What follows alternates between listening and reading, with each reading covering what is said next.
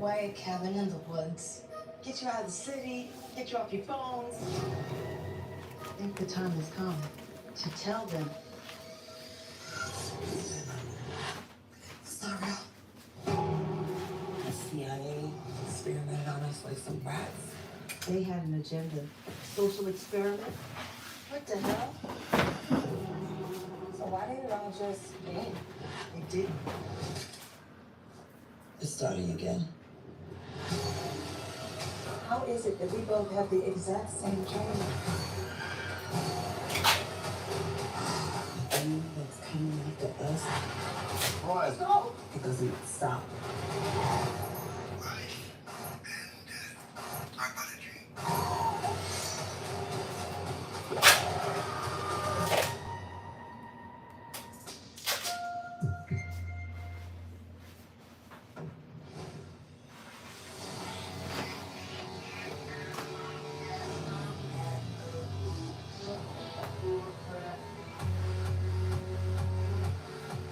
I'm looking forward to great things this year.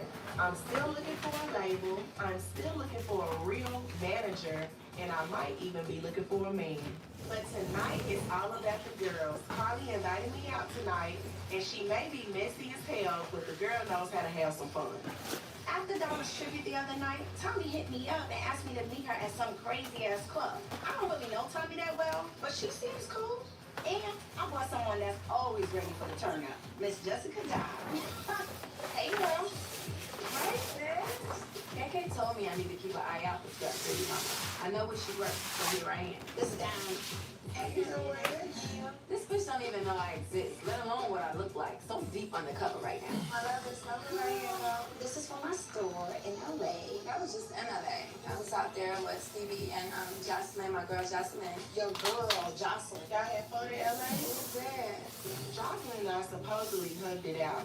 But when I thought about all the things she did to me last year, I realized that I just don't need people like that in my life.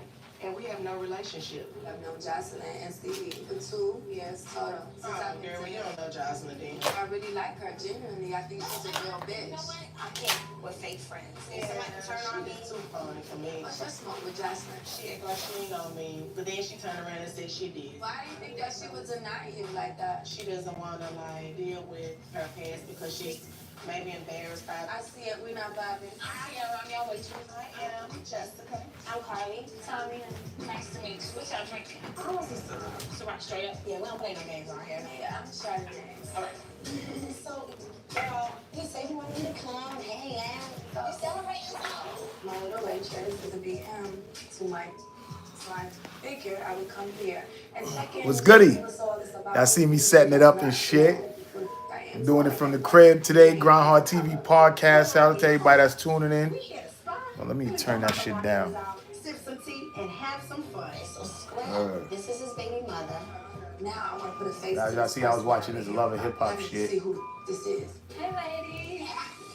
All right. What it do, y'all? Grindhardtv podcast. This is the last episode of the year, 20th anniversary.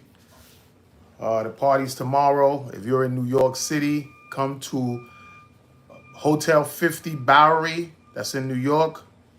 You know what I'm saying? Hotel 50 Bowery. We not doing no call-ups today. You know what I'm saying? Because I'm using both phones. I'm live from home in the Grindhardtv podcast, you know what I'm saying, headquarters. Word. You see, I got the fucking, I got the banner on the wall behind me. But yeah, I just wanted to talk about a bunch of stuff. Yo, Kevin, what's good? What's that? Renzi? What's that say? Anush? What time is it there? It's 4:28. What's up? TJ Barman, Kevin, Ranzi. Shout out to everybody that's on the lives on YouTube and Instagram.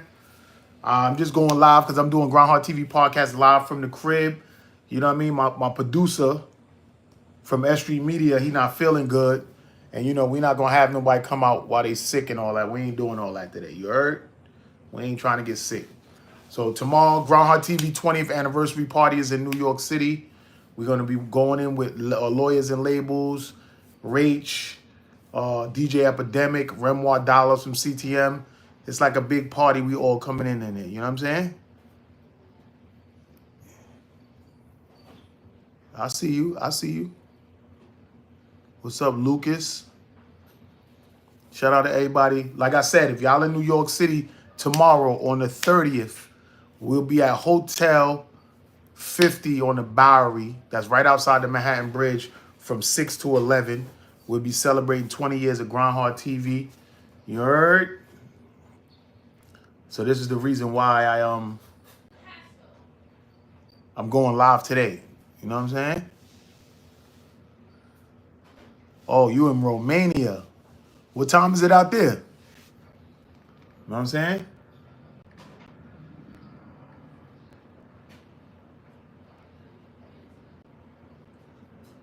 What time is it out there?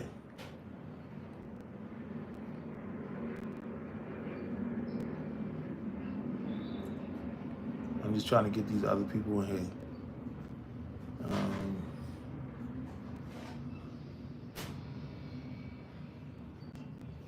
So give me a second, y'all.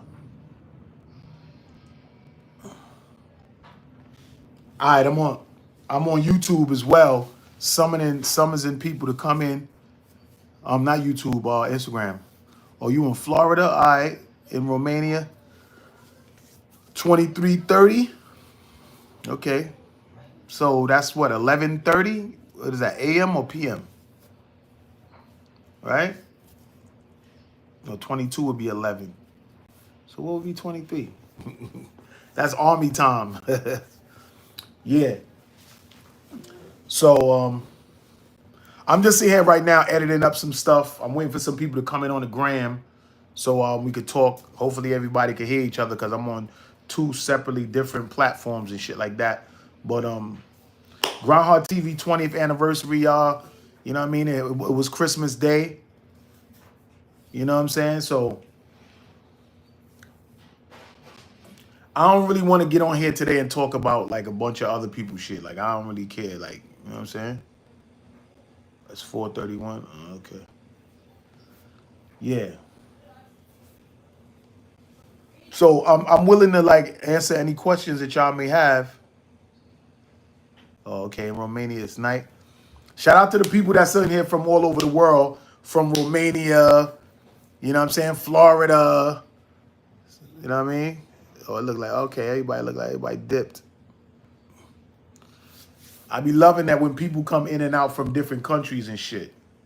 Pause. I said coming in and out. Word. Yeah, you know what I mean? But I'm just going live because I want to talk about the party tomorrow. I didn't do the podcast in the studio today because my producer, you know what I'm saying, Style by Poverty, wasn't feeling good. He said he had the flu, so get well soon, bro. You know what I'm saying? Get well soon, man. I definitely want to go into the studio and you sick, man. Word up. So that's a good look. Word. But yeah, so let me know what's going on with y'all. If you type your address on this, then everybody that's on this live, well, which is mainly you right now, was going to see it. Yeah, Rem just came in. Word. You sure you want to put your address on here?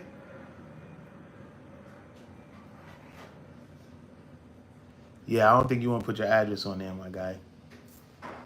Word up. I'm talking to people from Romania. You know what I'm saying?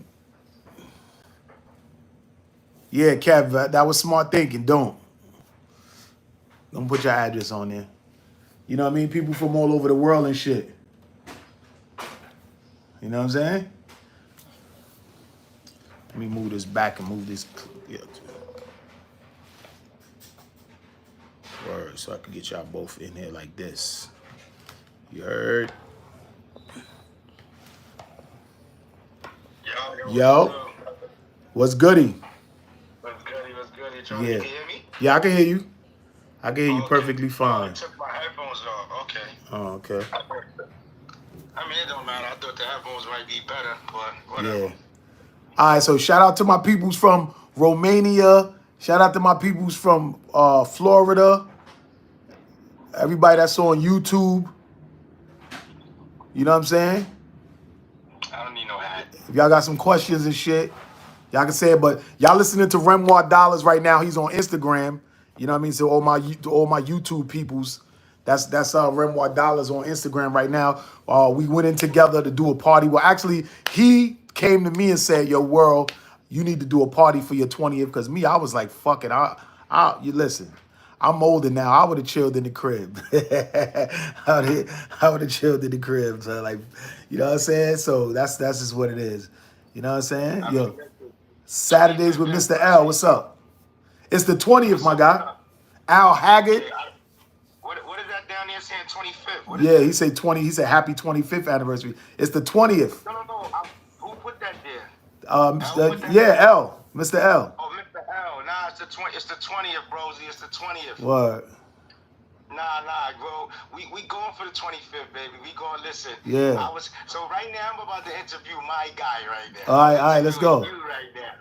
So right off the rip, man, I was there when you started this, man. You know, we've known each other 32 years or something like that. Right. I'll get to that point about what it means to you, but how did it feel when you first started this Grindhardtv thing that I was privileged to be in your life when it happened? Well, when I started Grindhard, it was more of a Inf Mega. He came to me with the idea because at that time, videography was just getting popping with the DVDs and stuff like that. And I was in a group. It was a group of artists. It was me, Grand Larceny. Shout out to Grand Larceny, man, because he's on the soundtrack for this movie I'm in, Lucy, that's coming out next month. Me, Grand Larceny, 25, which is 50 cousin, 25. Direct, and this dude named Papa Don, who's a singer rapper. He was a nigga that used to beat on his chest and snap and sing at the same time. He was before Drake and all these other singer rapper niggas. It was Papa Don before all of them. You heard? You know what I mean? Yes. So it's a guy named 2520, Mr. Marlin. 2520 is the 25th and the 20th letter of the alphabet, which means YT. It's the Y and a T. And it stands for Young Trendsetters, and that was his slogan, Young Trendsetters. And we used to rock his clothes, and he would do mixtapes, and those mixtapes would be all over the place. So we were a crew of niggas, rappers from Queens, from most of us was from Palmanock, some was from Jamaica, whatever, and we was putting a mixtape together for Mr. Marlin because Direct worked directly with Mr. Marlin, and Mr. Marlin brung Inf Mega to me. Or to us to film us because he was a new up and coming videographer, and he had a DVD called From the Gut, meaning like from your gut, like when you rap or sing, he's from the gut or whatever the case may be. So he filmed us, I guess, like, you know, shot a little video, shot some footage of us and stuff like that, and he really liked it. That did me like that video. That's one of my first videos that I ever shot or I ever was a part of. For me, and it was called Did Me Like That, and it was about my breakup with my ex-wife and shit like that. You know what I mean? So Inf shot that video. So after he shot that video and everybody was getting a positive response to it, to why she did me like that video, Inf Mega said to me, he said, "Yo, you seem more like a business person, like a manager and shit like that. So why don't we get together and be a new company? We form a new company, and you could you'll be the artist. I'll film all of your stuff and shoot your videos, and you just market and promote the brand, videography and everything like that." So at the time, I was Insane Psycho Home, and he was From the Gut. So he was like, "Nah, let's form something new together." And he came up with a name called Grindhardtv. So now I was like, "Yo, that shit." So he came up with the name Grindhard. Yeah. He came up with Grindhard, right? And I was like, "Yo, that shit sound fire." So what I did was I called my man Sandman, who's an artist, and I was like, "Yo, Sandman, like it's a new company that I'm forming with my boy, and I need a logo, and I want it to be like a face, like it's called Grindhardtv, but I want it to be a face with like some teeth grinding, to show people that we really out here grinding hard, but I want to have the name implemented in the logo. And he was like, all right, I got you. Yo, the very first thing he drew was that Grind Hard logo, my nigga. And that shit been... Which is, let me say this, is very legendary for a lot of Yeah. people that do know. But the people that don't know, because there's a lot of people out there that just see the logo, like, you know, we travel a lot. In this industry, we've been in this shit 30 years, damn near. Right. And I've been, like, just going to see family. Right. And they be like, yo, why you always saying Groundhog? What you know about that? Like, they be knowing the cable access shit. Right. Like, North Carolina. And I'm like, nigga, I'll call that nigga right now. That's my brother. What is you doing? But that logo is even known to those that don't even know how deep it go, because like I said, you could go to North Carolina, South Carolina, Atlanta, and when they didn't have nothing going on down there 15, 20 years ago, like as we go on the 20th anniversary, they'd be like, oh, hell yeah, man, I used to get all them New York videos and all that shit. Like, if it wasn't also, let's salute the big brother, Big Unc, that also showed love to Grindhard, Mr. Uncle Ralph McDaniel. Yes, that's a fact. Ralph know what time it is with me, man. Ralph is my guy. You know, Ralph is my guy. You know what I'm saying? We want to salute him because he paved the way. But I'm just saying, if it wasn't like a Video Music Box or what was up, Video City, or any of them people that we could mention, Grindhard, that logo, motherfuckers know that. Yes. Like, you already know your sister, wife. Anytime she see you, she gotta do that dumb shit. Hey, yo, son, I didn't honestly, I didn't realize how like influential that growl is until I started hearing like big people doing it. Like when 50 started growling, when Funkmaster Flex get on the radio and he start growling, like like everything, like my shit been around before a lot of niggas. Like the only person that I remember may have been growling before me was DMX, because DMX was out in the DMX was more of a growling bark. Right. It wasn't like, yeah, he always was. Yeah. Like, yo, let's pay our respects to the ones that deserve it, but let's also take our flowers too. Right. Because it was two totally different things. Right. And then, you know, DMX was just on that Dark Man X. You know. Right. On Dog Time. That was really on some like, yeah. Everybody knew that it was two totally different things. Yeah. With all due respect to X, because X is one of the realest dudes I ever met in the business. Facts. And we met a lot of suckers in this game. Facts. Shout out to that new single that I got out, Back at It. I'm actually paying homage to X. I did that Get At Me Dog record over, and I felt like I bodied it. Oh yeah, I did hear that. Word. Yeah, I sent it to his wife and everything. You know what I'm saying? She alley-ooped it and said, yo, it was dope. You know what I mean? I gotta get, you know what I'm saying, approval from everybody else and shit like that. Cause you know, Grindhardtv also comes on Rough Riders Radio. So I got a direct link with the higher ups over there in Rough Riders. So, you know what I mean? Everybody's saying that the shit is fire and shit like that. Rough Riders Radio, all of that, the whole brand.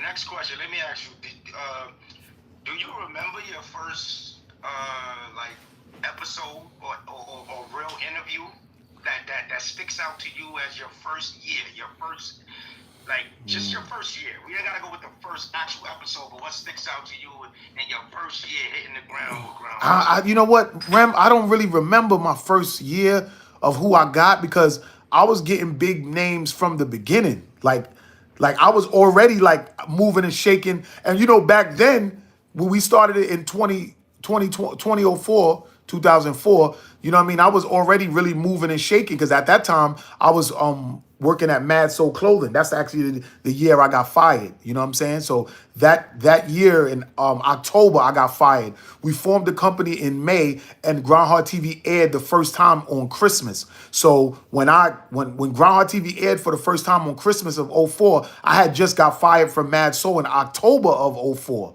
So I already was mixing and moving with all of the celebrities and millionaires and billionaires. We was already, again, like I said, you and I both can attest to this. We was already active. In 04, it was almost like we thought we were supposed to be the guys already. Right. So that's why I said, what sticks out to you? Like I said, I don't want to focus on one episode, but what would stick out to you in the beginning of it that you could say, wow, yo, this Groundhog thing is serious. Like, I need to take this serious. Maybe I should rephrase it that way. What made you feel or see the vision that you now know is being implemented, becoming real. Like, what made me take it serious, the mainly made me take it serious is because being the fact that I knew all of these guys and I was already like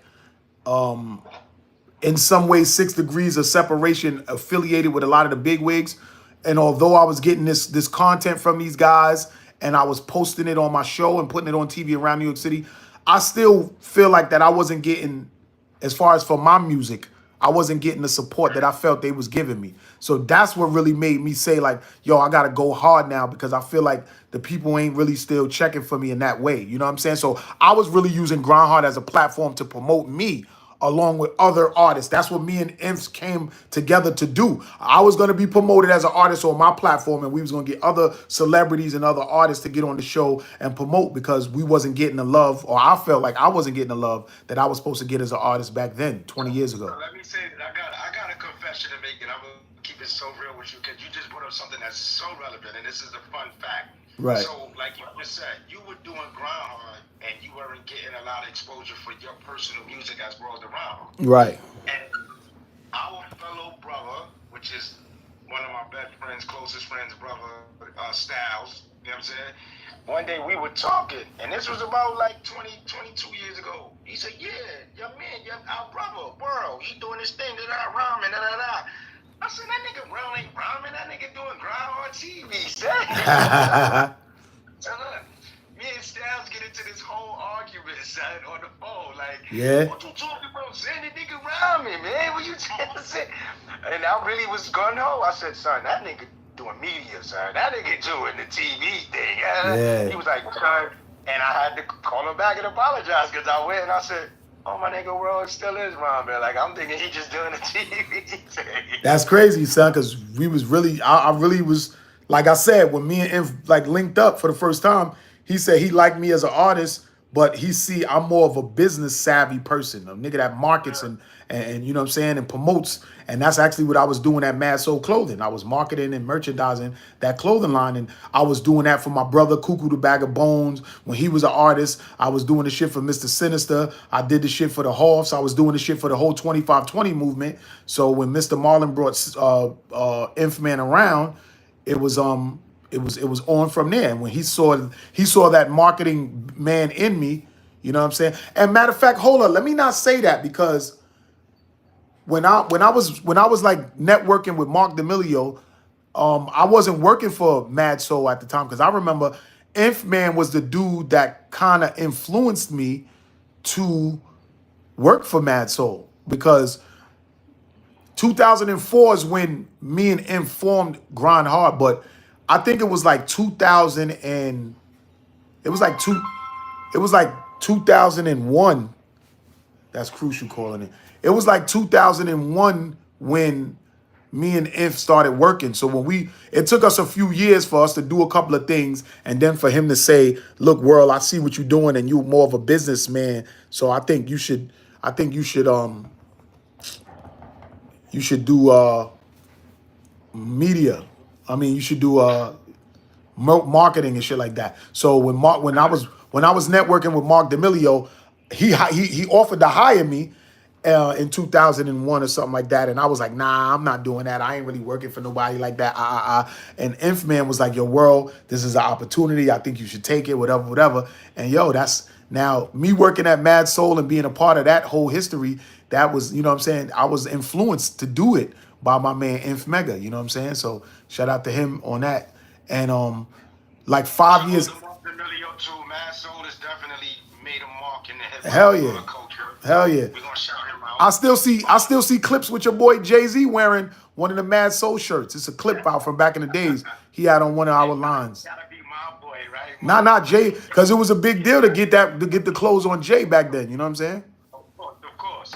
But so again, so moving forward, now that you knew this shit was serious, you knew you had the marketing strategy, you knew you had the connections, you knew you had the affiliations. I get asked this question a lot, and I'm happy to be able to ask it to somebody else I think is well deserving. How do you balance that situation of the difference between the business and the talent, and the Grindhard and the world around, and the street life and the industry life and the family life and all of that? How do you differentiate those many avenues of what we do, jack of all trades. Shout out Lazarus to Top Dom, my guy. You already know. Yo, sometimes it's kind of hard because I don't be really differentiating the two. I kind of be feeling like I'm videographer guy and artist at the same time. And I realize that people do pay attention and they notice that because, you know what I'm saying? James CB Gray was good. Shout out to all of the people that's coming on this live that was on the show within this year or two. You know what I'm saying? Because this is the final episode of 2024. And this is my 20th anniversary, you heard? So I appreciate everybody coming in. You know what I'm saying? So yeah, I really don't differentiate it. What makes me understand that I'm doing two different jobs is when people see me perform and they be like, "Oh shit, I didn't even know you could do shit like that. I thought you was just a camera guy." And then when they see me get on stage and kill it, then they be like, "Oh, I didn't even think you could do that. Like that was a surprise." You know what I'm saying? So that's when I know that people don't really could combine the two. It's either one or the other. So I could dig. So what is what? So the next question, part two of that, what is your more passionate feel about, or do you have a more passionate feel for either or? Well, I love rapping. I love rapping and performing. I love doing that shit. You know what I'm saying? Videography, I love that too, being able to create my own magic. But I kind of lost like the editing bug. Like I'm kind of like not interested to sit down all the time and keep editing for all of those tedious hours to sit there and wait for it to render and all that. But when I'm putting it together to build a story, then yeah, I love that. But to sit down. So it's interesting, but you don't have the passion because you don't have the patience for that, because the Right. passion is more for MCing. MCing and creating. I would rather have me a in-house editor. So every time I film something, I edit it. Or if I direct something and I tell an editor, look, I want it like this, this, and this. Like you see how Sandman, I told him what I wanted, and the very first try, he made the Grindhardtv logo and it been around since 20 years. Like this is how I want when I have a videographer or editor come in and I have a vision and I'll be like, yo, let's do it like this. And they get it done and I'm happy the very first try. And I don't have to go back and say, well, nah, change it. Nah, like when a guy's really good and they get the vision, that's the shit I like. I don't really, like right now, I'm sitting down right here pulling 20 years of Grindhardtv in a little 6-minute clip. You know what I'm saying? I'm trying to put mad little clips in 6 minutes and shit like that. And that's tedious. I don't want to do it, but I have to because I want to have something on the screen tomorrow at the party. You know what I'm saying? Hotel 50 on the Bowery tomorrow from 6 to 11. Grindhardtv, CTM, 20th anniversary celebration. Shout out to Lawyers and Labels, DJ Epidemic, Rach 1718. You know what I mean? Terrell Blair. You know what I mean? Shout out to everybody. You heard? Don't forget Terrell Blair. Don't forget, you said Lawyers and Labels, right? Yeah, Lawyers and Labels. Yep. I was with Son last night. I went to Erica Kane show. She had a show at some shit on Astoria Boulevard. And you know what I mean? It was a few of us in there. A lot of people didn't show up for her, whatever. But yo, her music is dope and I've supported her. And I went there and my guy from Lawyers and Label was there. I think his name is Kev, if I'm not mistaken. Yeah, he was there. Yeah, one of the guys is Kev. Yeah, he was there last night. He was doing his thing. We was all there chilling. It was a vibe. And shout out Annie Hard Knock Life from Hard Knock Life TV and radio. She was in the building too as well. You know what I mean? Shout out to everybody that be, popping out and showing love for the people that's doing their thing. And I kind of felt what she was saying last night when she said, a lot of people don't be supporting the independent artists and different shit like that. You know what I mean? Because I didn't know that show was all her. If I knew that when she gave me a ticket, when I went to that last event last Monday, and if I'd have known it was her and it was just her show, I would have went in with it on her. Me and you could have turned that shit into something. Yeah. When I went, if I would have known that was a show that was just basically just for her and she was doing it by herself, I would have hollered at you, Rem, and I was like, yo, son, we got this spot in Queens. Let's do something there. And we could have turned that shit into something. So, you know what I mean? It's all about people networking. But this is why we here, right? Everything is in timing. God work how he's supposed to work. And this is why we ain't never stopped. Right. We still in here. And just for the people to understand. And so tomorrow we will be closing out the end of the year, starting 2025 with a banger. It's going to be the Media Mondays at 50 Bowery at the hotel. It will be the last show of Media Mondays. It will also be the 20th anniversary of Grindhardtv, and I will be kind of sort of relaunching the Watch Monday brand, which stands for We Are the Culture of Hip Hop. Yep. So everybody be there, get in the building, come show love, network. It will be a lot of performances. Me and World definitely will be touching that mic at some point. That's a fact. And we'll be talking about what's coming for 2025, which I'll let you go first because I'm interviewing you right now, motherfucker. Well, yeah, for 2025, the first thing is I got the They Love World project. It's a 5-song EP that's featuring me and Crucial Mr. One Love. Y'all also may know him as AKA DJ Weirdy Wolf. But on yeah, you already know. He just was calling, matter of fact. I wish he came in on the live instead of calling. Well, he called. I didn't want to get off the phone while we was on the live and shit, but you know what I'm saying? He figured. Yeah, that's a fact. That's a fact. But he won't be. That's honestly what my purpose of you and I. We do what we do anyway. But the purpose of me telling you, bro, I'm not letting 20th anniversary go by where we don't do nothing. So right now, this is my job. My job is to connect the whole dots of everything, and I want everybody to tap in. Right. And talk about even their experience with Grindhardtv, their experience with World to Walmart, their what they plan to do on the upcoming. If they haven't, they've been under a rock somewhere, never did nothing with Grindhardtv. Now is your time to get aboard or get off board. Right. Yeah. That was really my purpose of really doing this, to really get the whole machine rolling, right? We got Monday Media, we got Watch Monday, we got World Around, we got Rimward Dollars, we got CTM, we got Grindhardtv, we got the 20th anniversary. So for 2025, we gotta really just keep coming with it. Yeah, that's a fact. That's a fact, my nigga. Like that's one of and I wanted to say that again. I actually said that on the last show. I don't know if you've seen it or not, but I was saying how me and you, we always seem to come back together and do some business, and it was always because like I really value what you do. Like, you know what I'm saying? You're a dope artist. You a dope artist, no question. But like me, a lot of people look at me and say, oh, he's just a videographer, but don't know that I'm a real artist. But see, you're a dope artist and you're also a dope promoter.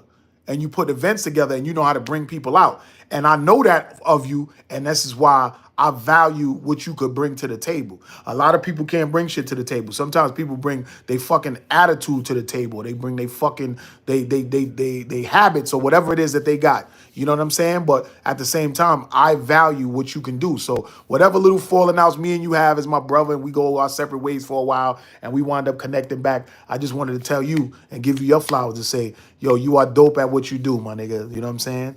Regardless of whatever niggas' vices are, that niggas got to get under control and just, you know what I'm saying, get around it. Niggas have talent and resources that is undeniable and uncanny. And, you know, we got to tap into each other's of goldenness so we can just bring forth the fucking goldenness. You know what I'm saying? Shout out to my boy Fresh from Rock Nation, because that's his favorite word is golden. Everything is golden. Yeah. Living my life like it's golden. Now. Yeah. I'm about to tap him in and tell him it's now goldenness. Yeah, that's a fact. That's a fact. I appreciate that, and I'll send that same respect and love back to you, like you said. I mean, there's no need to get into the delve. That's our personal shit. Right. We still always gonna do what we do. We've never been individuals to step in the room. Like when our name, our face, or brand step in the room, motherfuckers know what it is. And I think we gotta start valuing that with one another, for each other, at the same conglomerate, moving unison. Right? And I think that's why God has always made sure that we come back to make sure.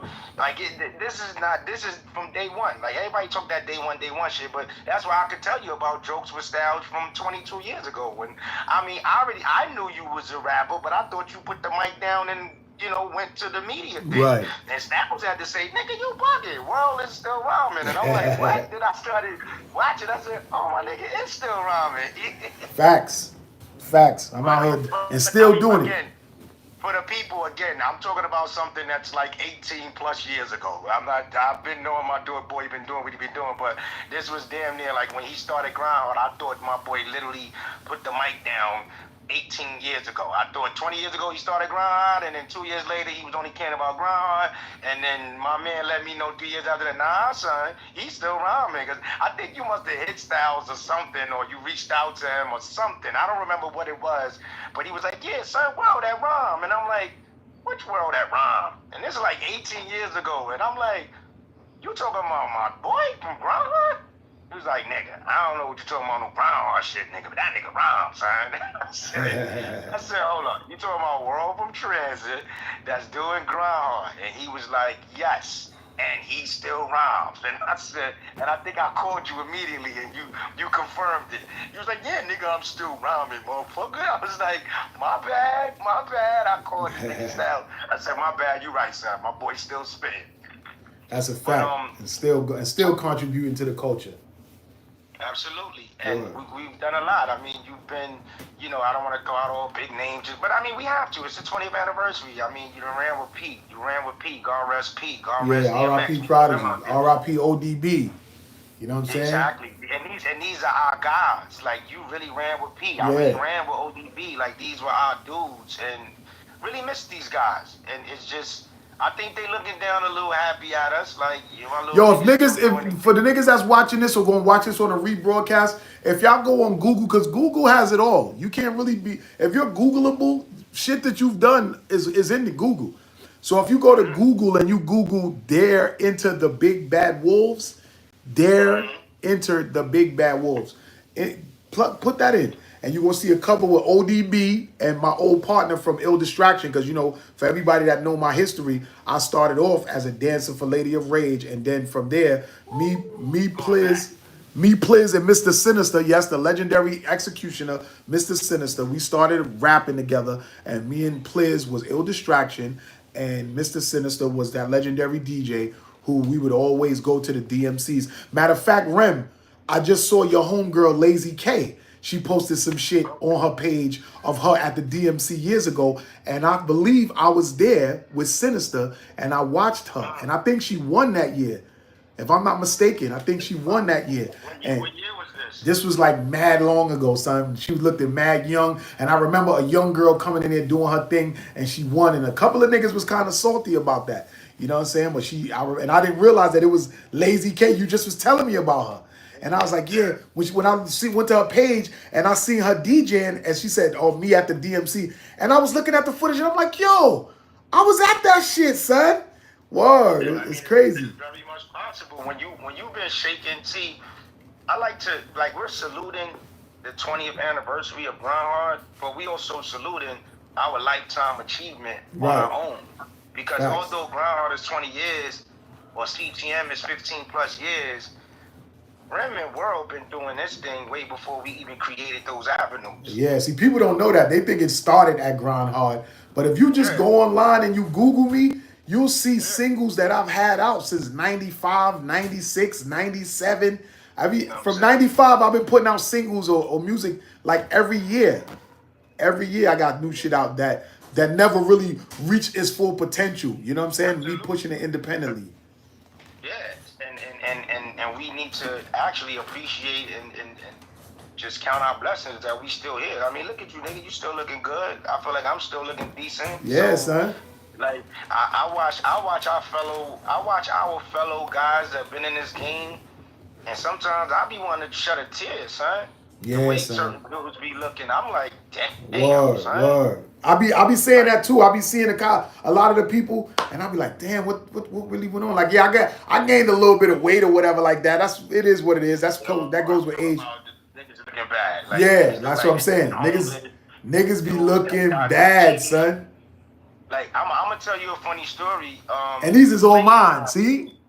Yeah, so I might need to go get a cleaning, but right. But so I remember a few times, but one sticks out to me. I remember bumping into this female and I'm hugging her. What up? She like, what up, Remy? And RJ, you know, your nephew, RJ, he 18. Yo, happy birthday to him and shit. I just saw you post that. Happy birthday. It's Tata's birthday. Oh, okay, all right.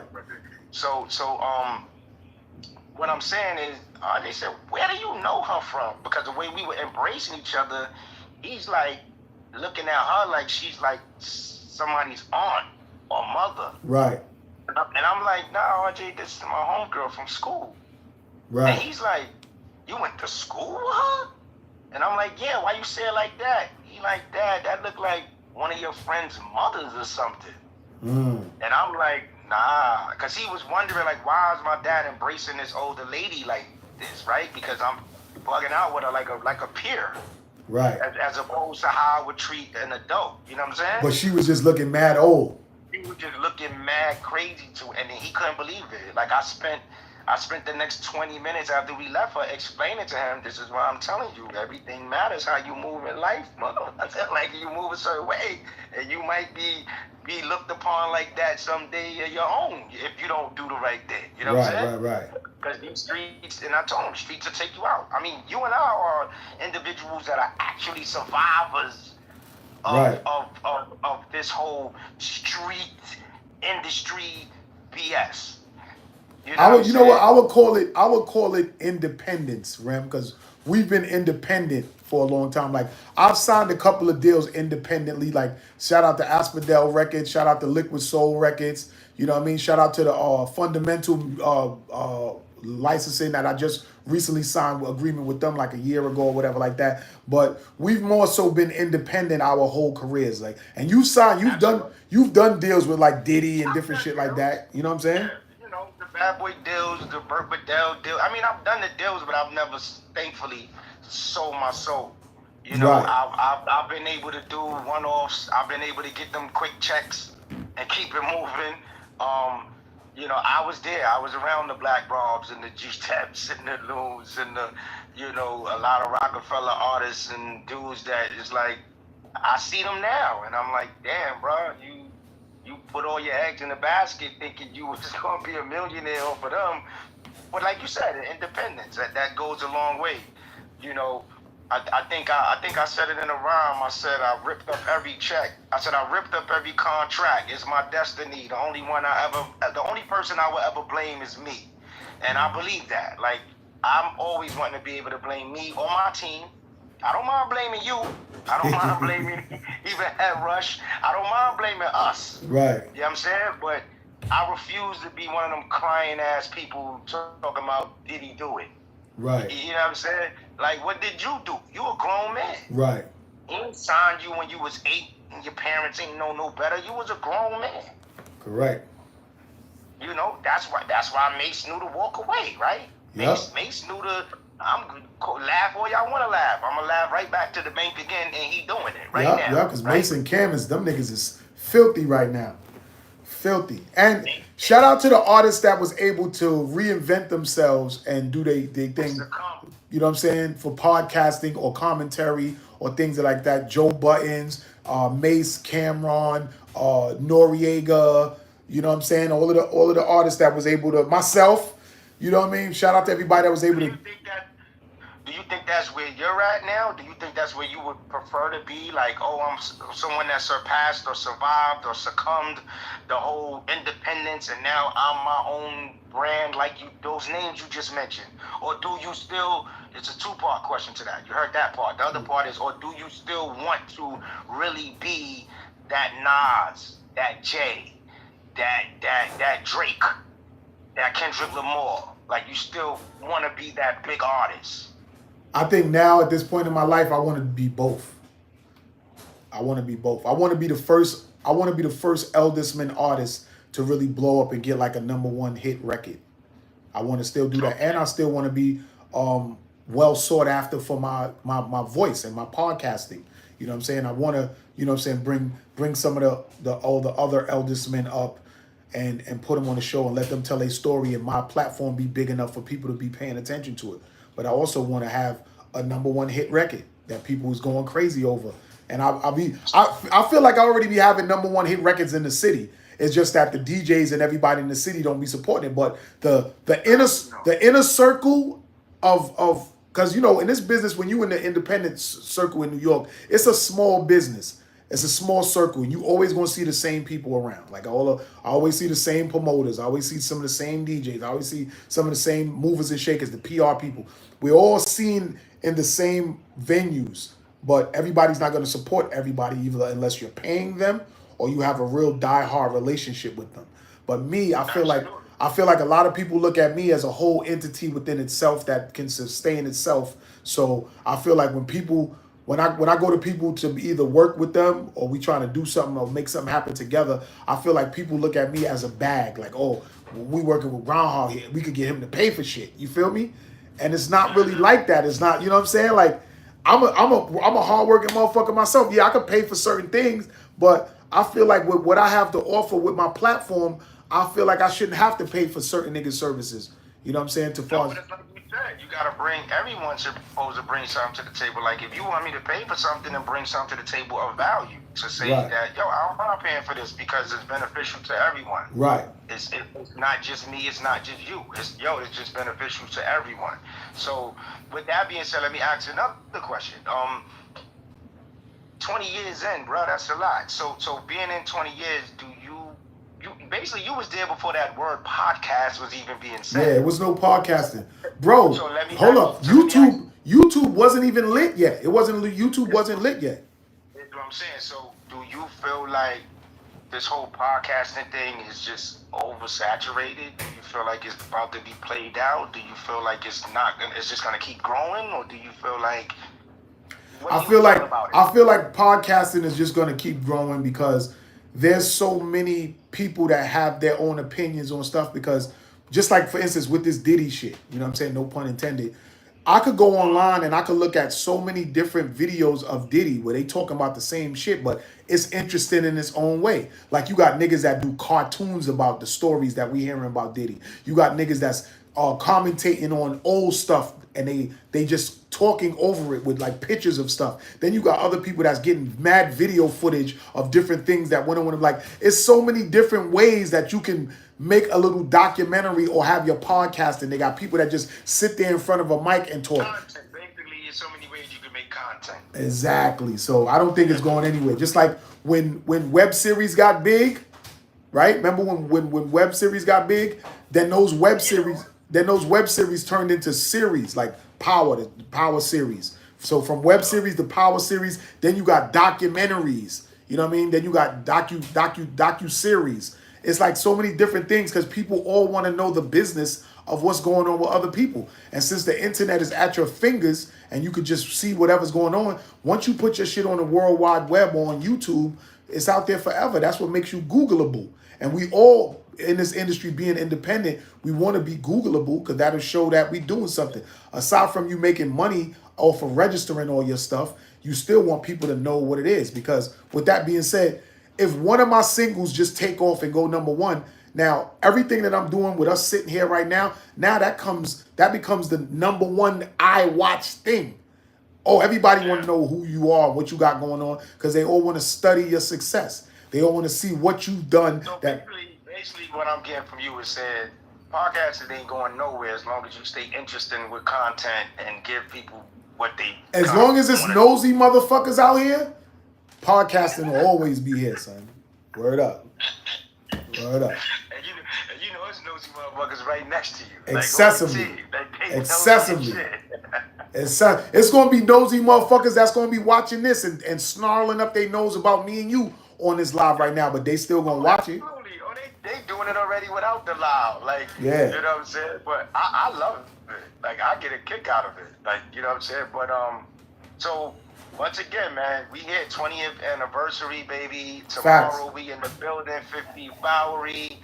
Watch Monday, CTM, Grindhardtv, Lawyers and Label. Lawyers and Labels, Rachel, Epidemic, Terrell Blair. It's a couple of artists performing tomorrow too. Aside from me and you doing our set, you got Debonair. I don't even want to get into the names of artists. Yeah. It's so many. Y'all got a whole situation tomorrow. It's food, drinks, dope environment right across that Manhattan Bridge if you're in Brooklyn. And I think it's a game room, right, bro? Like people could sit down and be on the games. Yeah, it's a lot going on. I think they got skee ball and no skee ball and it's a lot of shit going on in there, son. Like it's gonna be crazy. Like I'm honestly, bro, I'm just gonna be there. I'm gonna be filming. Like of course my camera's gonna be live. I'm gonna be going live, but I'm gonna really just be partying and just enjoying myself, my guy. Until I get on and do my set, and then that's gonna be that. Hold on. So hold on. My partner and friend and brother, Mr. L, says, I'm being nosy right now. Ah, yo, L, we saw you on the live poking your nose in there. But L could never be nosy because, listen, man, CT more beats, Groundhog, we got a lot of things coming. Yo, have L come in. Tell L, yo, L, come in on the live, my nigga. We just did class of 2025. Me and L got so much coming. I mean, just more beats alone got so much coming. But me and L personally got we got 3 projects coming back to back to back to back. We doing drop for drop for drop. And Groundhard, we gonna make sure Groundhard is in the building because that's family. That's my brother.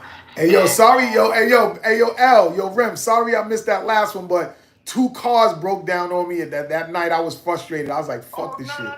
I told the whole team because you know the wife asked about you, L asked about you. I told everybody what was going on. It was just because me and you talked for a little minute until I told you. I said, son, I got to get back in here because it was just super crowded. I mean, we was sweating. It was so bad.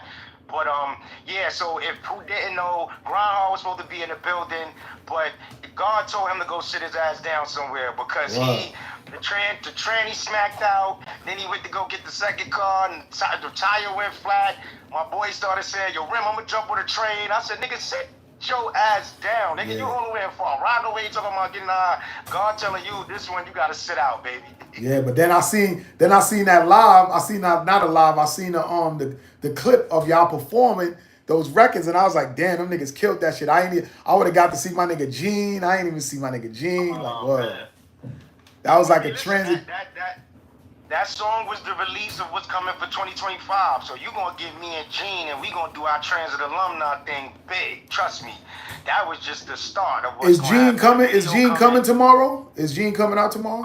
I'm gonna reach out to him, but I'm not sure if he's gonna make it because, like, you know, he's shaking a lot too with Pitch Black. They back on deck again. Yeah. So, you know, like even for me to make him lock in with me.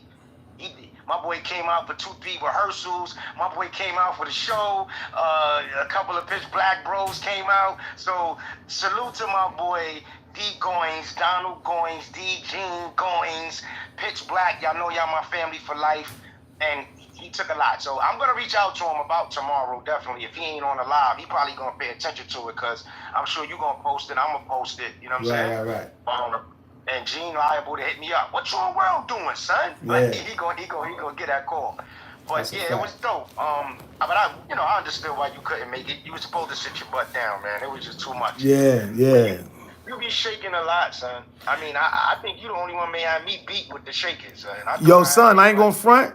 I be on some like I don't want to leave a stone unturned. So I feel like if I don't go to something that I'm probably gonna miss an opportunity, but I feel like, yo, bro, I've been creating my own opportunities for the longest, you know what I'm saying? So I don't feel like I need to be at everybody's shit, you know what I'm saying? Like, honestly, that's why now I be kind of like chilling. Like, sometimes I'll just chill in the crib and shit like that. I don't be want to go everywhere because... Yeah, I mean, that's something that I had to start learning too. Like,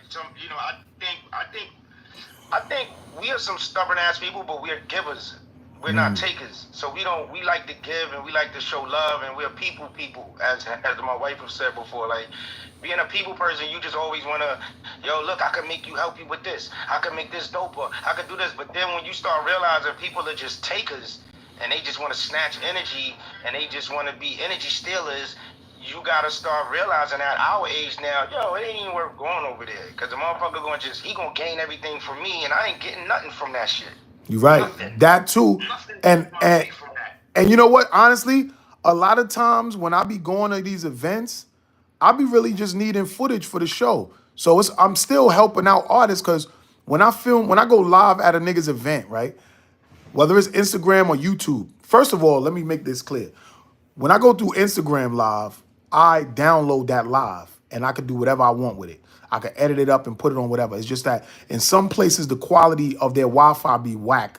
So the footage will come out kind of corny. But when they got good Wi-Fi in they spot and I go live, that footage that I'm filming, that's not just for that night. That shit is for my fans all over the place that watch the show. You know what I mean? And that's just Instagram now. But see, the problem with Instagram is when I go live and then in between sets, the DJs be playing certain songs. That shit will dead my life. Babe, could you give me something to drink, please? Thank you. And And the thing about YouTube is, I ain't gonna front. Lately, my YouTube channel's been kind of lit. Like when I go live, like it be anywhere between 350 to 1,500 people tuning in on both And that's pages. where I think a lot of us are slacking, especially me. We got to step our game up with that because YouTube, you could rape away. And me and L, he said facts too about a lot. We was talking about Mr. L. We were just having a discussion yesterday about throwing all my videos up on YouTube. Yeah. Just raping YouTube and just going with YouTube and just YouTube. Like we sitting on like 10, 11 videos that's ready to go right now. That's what you got to do, that Rem, and you just got to throw clips of it on Instagram and feed them back to your YouTube channel, because Instagram pays a little bit of bread too, but they be kind of like, yeah, Instagram. I don't know, man. I don't really want to go in on Instagram because they so touchy with they shit. You heard? Yeah, that's why we gotta learn. We gotta learn how to capitalize on the segments and situations that work for us, and I think that's what we're doing right now. Like you just said, TikTok is the new virtual space. Absolutely. And I'm working with I'm working with my boy that has a company with TikTok directly that do direct distribution. Right. So I'm gonna do a test. I'm gonna do a test run with them with one or two of my original tracks and see how that flow. Because they saying that, oh, we can make you hit 4 million people and they got people paying for it, but my boy is working directly with them.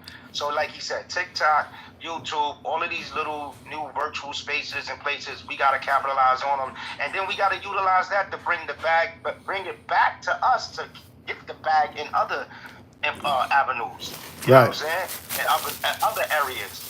Right, we can't just focus on just the streams and this and that. Nah, nigga, I'm focusing on merch. You see, I got the Grindhardtv gear, nigga. Hold on. You see, yeah, come on, son. I'm Grindhardtv. I was actually mad about that. Right before I was getting showered up for this 20th anniversary talk, I was like, damn, I ain't even got no Grindhardtv, nothing on me, man. This is crazy. So, yo, Rem, what size are you? What size are you? I'm a large now, a little less because I lost a little bit of weight, but large is good. What you mean, in shirts like? Yeah. Yeah, like a shirt, I could do a large as long as it don't run big. Like a nice large. If it run big, I'll take a medium depending. Because, now, it ain't baggy like it used to be for us no more. And motherfucker, you see them things I told were too big for me now, I can't even wear them. Before they was dope when it was baggy, you know what I'm saying? Right. But now that baggy shit is kind of played out. Right. But yeah, I definitely was thinking of that hat. I said, this nigga always got something nice. But what he said, client data and connections is the key. Absolutely, absolutely.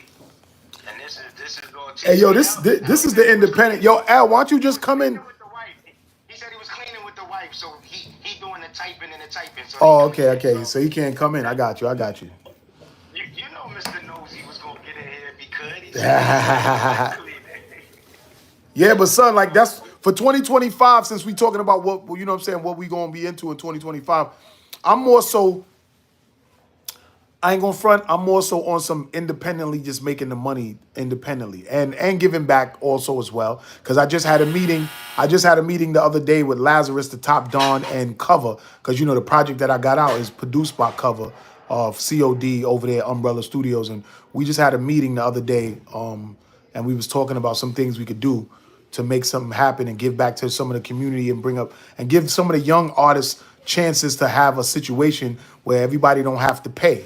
You know what I mean? Because I know right now with everything being such a money grab type era where everything you got to pay for, but some of these sponsors and some of these big ass fucking corporations that want to try to capitalize off of the hip hop culture and the shit that we do, like our content and everything like that, we put shit together like that. We could get the sponsors to pay, or we could do events and book people and have artists getting opportunities. Like I also spoke to Drewski the other day. Shout out DJ Drewski, Hot 97, MVN. You know what I'm saying? Right. And I was talking to him about, you know what I'm saying, giving away some of the opportunities to the artists that win some of these events that we do, let them go through his rigorous studio, because he has a whole bunch of things going on along with Cover's studio. You know what I mean? Because a lot of artists can go in there and record and they could get video content. He still got that studio in Jersey, right? Yeah, he got a new one. It's on. It's actually on my Instagram. On the. I got it pinned on there. I went to Drewski's. I did a walkthrough where he showed me the whole studio where artists can go there and they could do whatever. They could get their pictures taken. They could shoot a video. It's real nice. Yeah, you know what I'm saying. Now this is a different one, Rem. I don't think you went to this one yet. Maybe it is. I Yeah, don't know he been there. yeah. He was at another one. He was at the other one. I know which one you went to. Before was super big. Like, Yeah. It was like, this one probably ain't that big, I guess. I mean, it's probably big, but not. Just look at my. Once we get off this live after the show is over. But shout out to Drewski, shout out to GC Chambers. Those are guys. They always support. They always got us. You know, even on that note, I want to shout out a lot of people that supported for 2024. I mean, you could chime in too, but my personal shout outs is going to definitely go to my guy Shampoo, my IBS. Shout out Shampoo. Harry, my boy Hardhead. Shout out Ill Corp Apparel. My boy DJ Enough, Heavy Hitters, Big Lou, DJ Dice. And these are just people that personally just show me love, man. Whether it was just radio play, radio spins, just Rim, you out, you back, let's go. You know, now it's time to push the button even more because now we going with all original music. I tapped in with this little 10 for 10. Gave dudes 2 bonus tracks, but everything else was instrumentals. But now we just gonna come. Me and World got a train. I think we done discussed that. I think Shake Fest is coming. Hold up. We discussed a couple of joints. We discussed Shake Fest. We discussed what's the other shit? Get your life or something. Get your life. Get the money, something like that. Get money. So it was one of them. We getting money and money and Yo, Rem, you know, do you know that mixtape, that Grindhardtv compilation mixtape that I put out on, I think I put it on that Piff. You know that shit. You know, and it's on Core DJ's joint with my guy from out of Germany. You know that shit got 25,000 streams. I could believe it because it's over. I think it's downloads. Yo, 25,000, bro.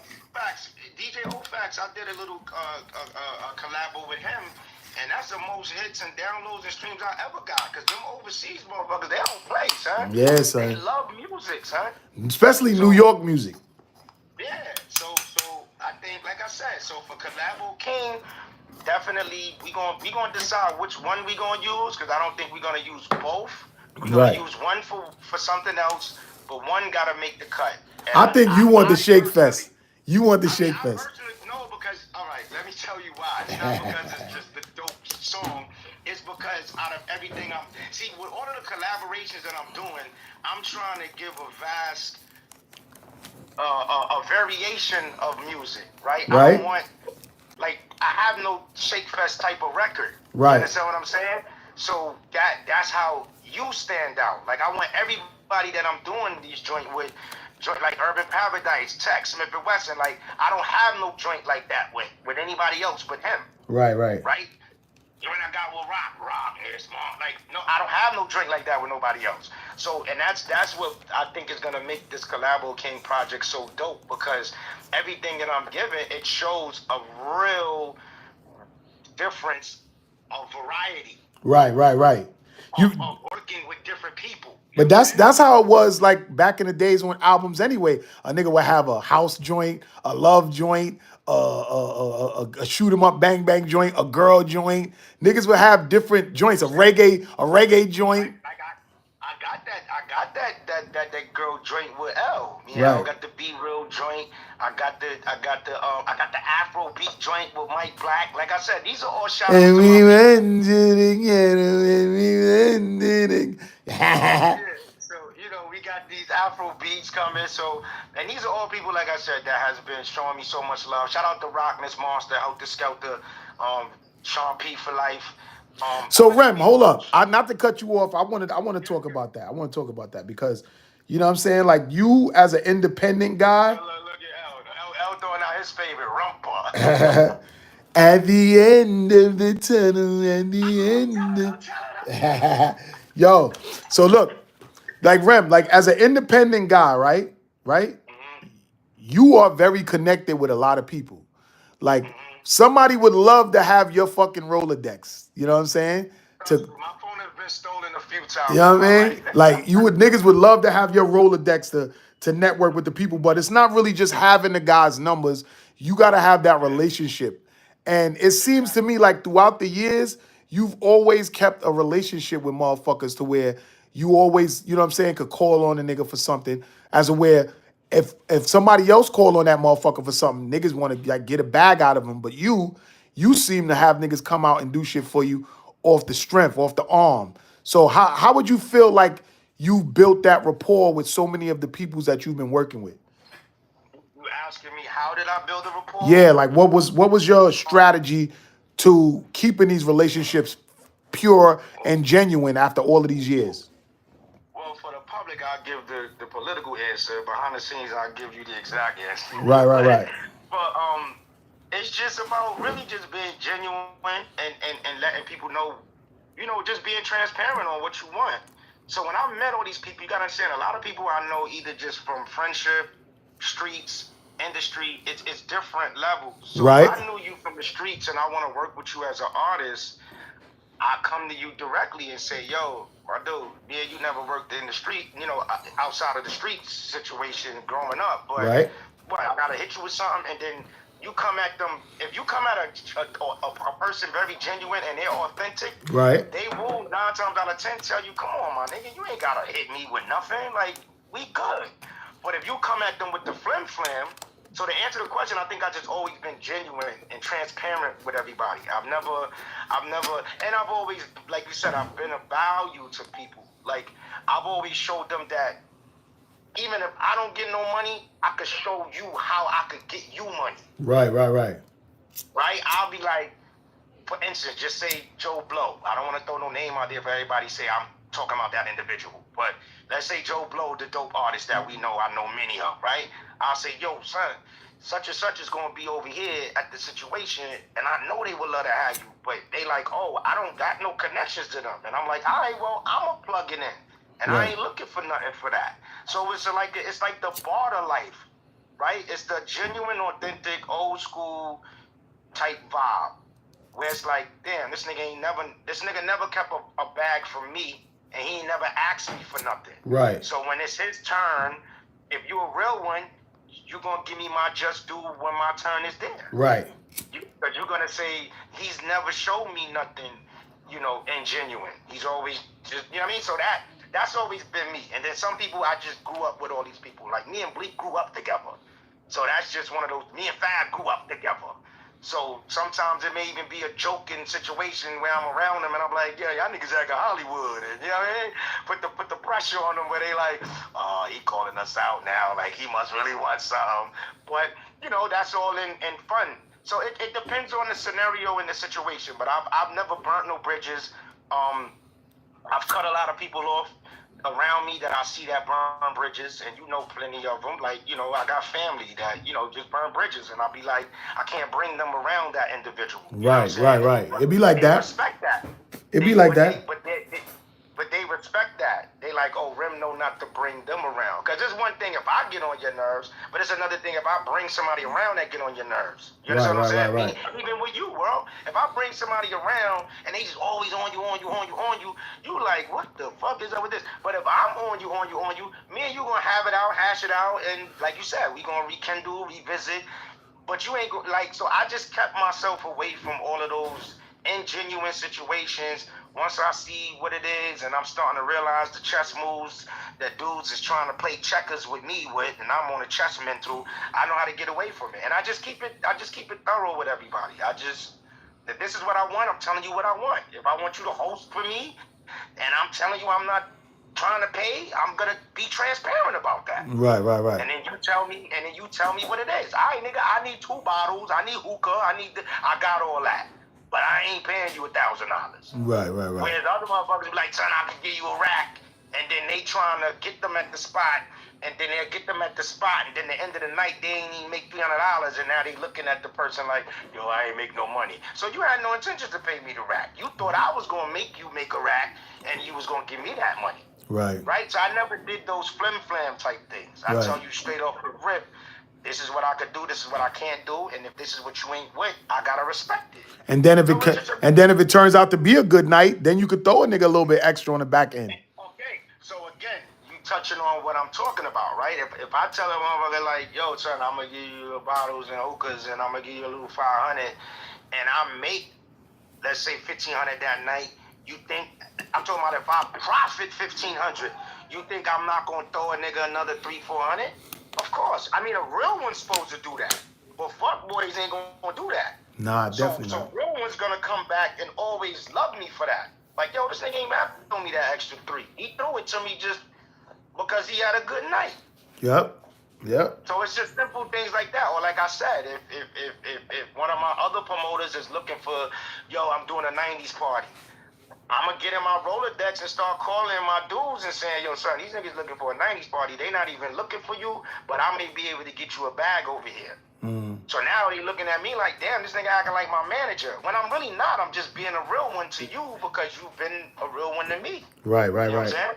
That's a Especially fact. if I know you on the bench. Right. Because that's keep it 1,000. We going back 20 years, right? We talking about a lot of niggas from 20 years ago been on that bench and ain't made $20. Facts. You understand what I'm saying? So how much you think they gonna love a dude like me if I throw them $200 and they probably ain't made $20 in 10 years? Facts. You know But the weird thing about that though, Rem, is that some of them same niggas will get greedy when you bring them a person like myself. Absolutely. You know what I'm saying? And niggas, well, oh, world want to do something, and niggas be like, oh, well, this what I'm charging. Like, nah, get out of here, nigga.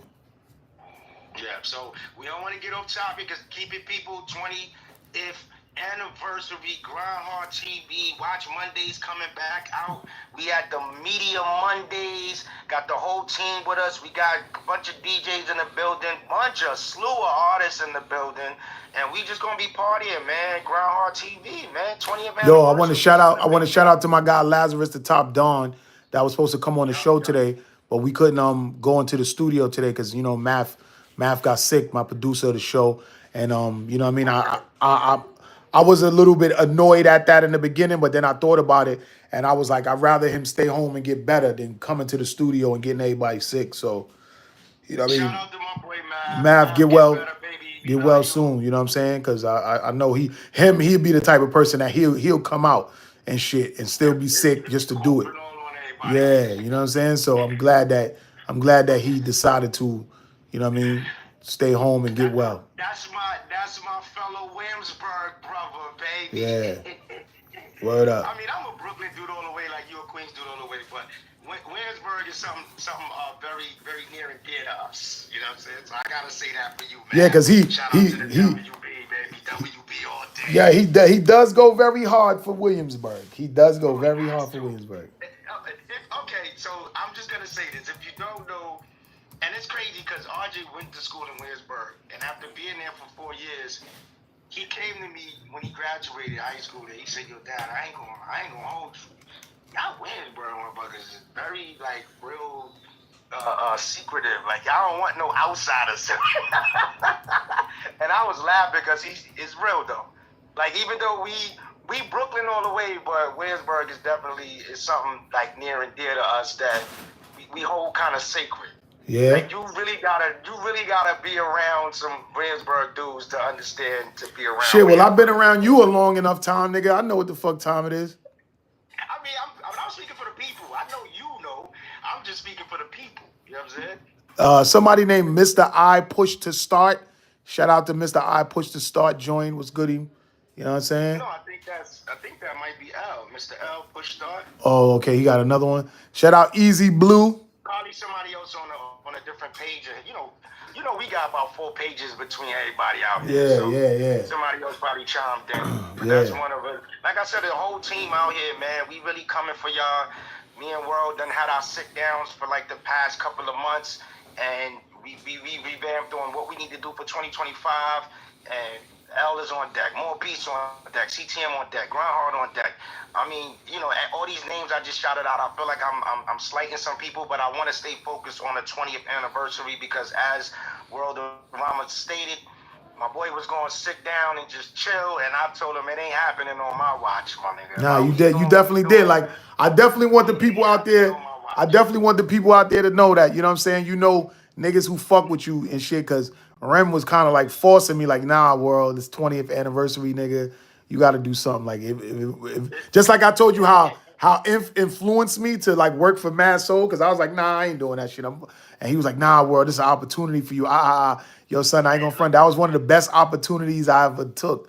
You know what I'm saying? Shout out to Inf. So with this right here, what you saying, yo, you need to do this party, because I would have been like, nah, I'm chilling in the crib with the family, And nigga. mind you, we're not gonna kill ourselves. We're not gonna make this crazy. We're gonna enjoy ourselves. No, I'm not. That's why I say I ain't there to go do nothing real crazy. I'm gonna put up a banner or whatever. I'm gonna put up my cameras and I'm gonna be just partying. I might have a drink tomorrow, because I don't fuck with liquor like that no more. But just don't blame me. That's all. no. I'm just saying, like, I might have a drink tomorrow. It's a celebration. I could drink a little bit of champagne or some wine or something. You know what I mean? So I don't want to be to blame, but yeah, we gonna chill, and like I said, it's really about keeping the brand going. It's really about enjoying, appreciating, salutations. I mean, again, brother, you gave me my flowers. I keep trying to give you yours too. Like 20 years is a lot, bro. A lot of people can't sit around and say, the motherfuckers can't sit around and say 10 years. I was just laughing into one of my DJ friends in the industry, because he called me saying his birthday January 18th. You got a lot of them. You got a lot of DJ friends, bro. But I mean, some of them I don't consider friends. Some of them I just consider a nigga I know. You know what I'm saying? But when I say DJ friend, that's really my guy. Right. So man was on the phone over the weekend, and he's like, yo, Rem. And he did. And I'm going to shout you out. Naj, what up? I love you, baby, all day if you see this, because I am going to repost it. I'm sure World is too. He had hit me the past 2 years, like, Rem, I need you on that mic for me, man, like for my birthday. So he turning 45 this year. January 18th, we turning up at Drinks Lounge for his birthday. Remy will be hosting his official birthday party for DJ Nas. I think DJ Culture may be involved. I don't know if he's DJing. I don't want to lie about that or give falsehoods, but I know Culture's involved. I think Culture's doing our flyer. That's what it is. Culture, you might be doing our flyer. You my bro too, DJ Culture. Everybody know Culture. But again, we were laughing about, you know, being there for individuals, and I'm like, son, I gotta be there for your birthday. It's your birthday. You know what I'm saying? And like I said, with you, it's 20 years, bro. There's no way that I'm gonna sit it out, especially when we right next to each other and we doing work right now. I'm not gonna allow that. What would that make me? What kind of promoter would that make me? But the point that I was trying to make was, I was on the phone with Naj, and I was telling him how when Sugarland got shut down, when it was the finale, the last summer of Sugarland, me and all the promoters, you know, shout out Rocky MTA, what's up? We were all debating on how long we was doing it, and we didn't realize we was doing that shit for 13 years straight, son. What, Watch Mondays? No, Sugarland. Remember I used to do the outdoor joint by Sugarland? Yeah. Right there on No String, right?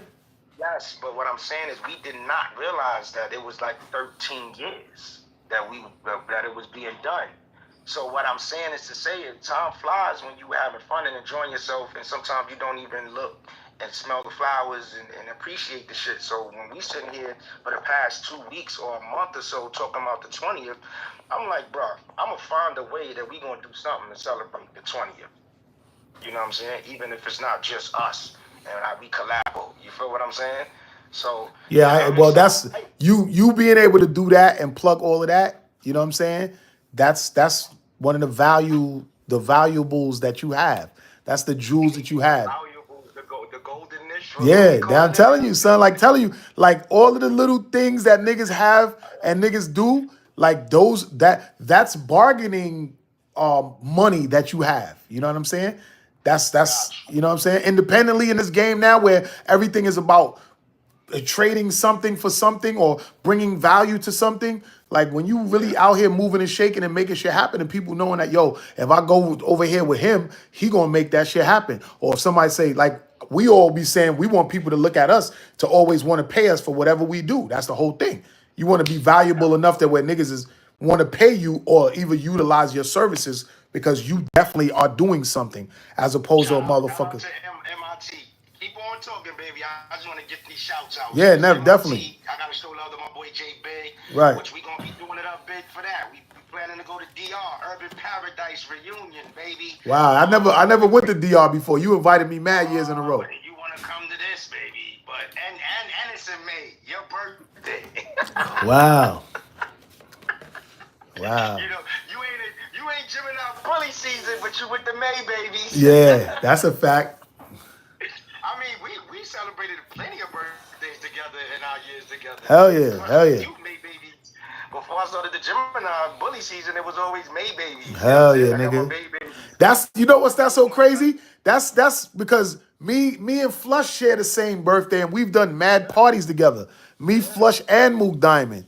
So so it's crazy that when you said when you reached out to him about coming to the thing and he said that I was like kind of taken aback, like, hold up. Yeah. But it's Dudes want whatever. to get to the bag now, and you know how that go. Yeah. You know what it is. But It's all good. the May baby, like I said, J Big, MIT, we get into it. J Big has been a big supporter for me. He don't give a damn about no rap shit, no music. He loved to promote, and I mean, you went to a bunch of the yacht parties we used to do with Right. MIT. Right. Remember you used to have the MIT drinks when we used Yeah, to I turn remember. up radio. I remember, son. Shout out to Cool Kid. We gotta shout out Cool Kid. Hey, yo, how's Cool Kid doing? Cool Kid is doing cool. He was the pun, right? Cool Kid doing cool. Cool Kid is chilling though. I know he had a little situation, but he was good. I spoke to him, and then he went to I think visit his people in Trinidad as always. You know, he always go out there. Right. Over there. So he was out there, but I'm gonna definitely reach out to him. Shout out Coach Red 44. Coach Red, what's goody? For 2025, you know, that's what it is. But yeah, everybody that showed love to either Grindhardtv or CTM, I want to give y'all respect and just do and let y'all know we totally appreciate it. I'm speaking for both of us because I know we'll always appreciate real shit. I always appreciate real shit. And hopefully y'all can come out tomorrow and vibe with us. What you say? Oh, God. Don't bust my ass for this. And he gonna love her even more now. See, I hate this type of shit. What happened? Shout out to my nigga DJ Magic, Hot 97 and all that. Oh, okay. You know, it was just us in the background saying, you giving out shout out to you ain't shout out Magic. Yo, word, what up, Magic? Yo, Magic, man, I love you. And that's my Gemini twin right there. Me and him born a day apart. Yo, me and we actually was on a couple of times on a yacht with him all around them times, right? Absolutely. Yeah. You gotta check it out. You gotta check. Oh snap! She back here talking her shit, son. She said, and we both forgot him. You see what I'm saying? Betty Art, what's good? Yo, shout out. Yo, this girl Betty Art right here. This is the one that did the cartoon cover to the Back at It with me sitting on a chair. That's Betty Art artwork right there. She just joined in. What's up, Betty Art? But Coach Red was good. You know, Magic, definitely shout out. You know, we did the yacht thing. He the yacht king. First of all, he the car king and the yacht king. You know. Yeah, matter of fact, yeah, we did a ride out with him too, all the way to from. Yeah. Just did one this past. You know, he do it every year. He just did this one. You know, same thing. He just ain't do it at Barclays this year. This year he went to Queens over there at York College or something. Oh yeah, I think I performed at one of those with my sons. I brought them out a special performance. I brought the Hoffs out. So Magic is my guy. Always definitely show me love. I so apologize, Magic, but you know, Magic subconsciously, maybe I'm a little tight with you, man. Maybe I'm a little tight with you, but that's my bro. I can talk to him like that. But what I'm saying is Magic. What he doing now? Is he still on the radio or what? Yeah, he's still. That's why I'm saying I'm so sorry because Magic definitely showed me love, but I showed enough, saluted enough, and all that. Right. Yeah, you didn't shout out Magic. But these my brothers, and these are jokes me and them guys behind the scenes as well. But they know how much I appreciate them. They know how much I get on their nerves. They get them calls, say with all my. But see, that's what I'm saying. Like, listen, you just named you named Shampoo, you named DJ Magic, you named DJ Enough. You named Hard Hit Harry. You named a couple of DJs, and these dudes is like prominent dudes in the game that other people would love to get close to. And you have like a really close bond relationship with these guys. And I know because I've been around you and seen your relationship with these guys. So it's not you just on here saying that shit and I'm not co-signing it. Like, I know that you have these relationships with these niggas. You heard? You know what I'm saying? So that's like that, you having that for so long and still being able to rock with niggas, because these is niggas that you've been fucking with for a while. You know what I'm saying? So that's Grand Loss calling right now. Like the only one I think I need to start putting some more pressure on, and I'm putting it on camera. But that's my bro. You know, I gotta put a little more pressure on South. I think I've been letting Self live a little because he just probably just going. He kind of on another level right now. But that still don't stop that I need that support from Self. But I haven't really. Can I get some more to drink, please? You know, but Self is my guy too. Actually, he doing something with my boy with Phantom right now. I plugged them in, and I think they doing something because he did tag me in something, and I saw it. But Self have showed me love, but I haven't really put any like real pressure to really do something with him. But Self is always on deck. But you know, the thing is with Self is I've done more parties with him. You see your question earlier, like you asked me. See. That's why my relationship be great with certain guys, because I would never pressure Self with my music when he always show love when it's time for us to do events. Right. You get what I'm saying? Because now it's kind of straining the relationship. Like, come on, Ram, we good over here, we do what we do, and I always got you.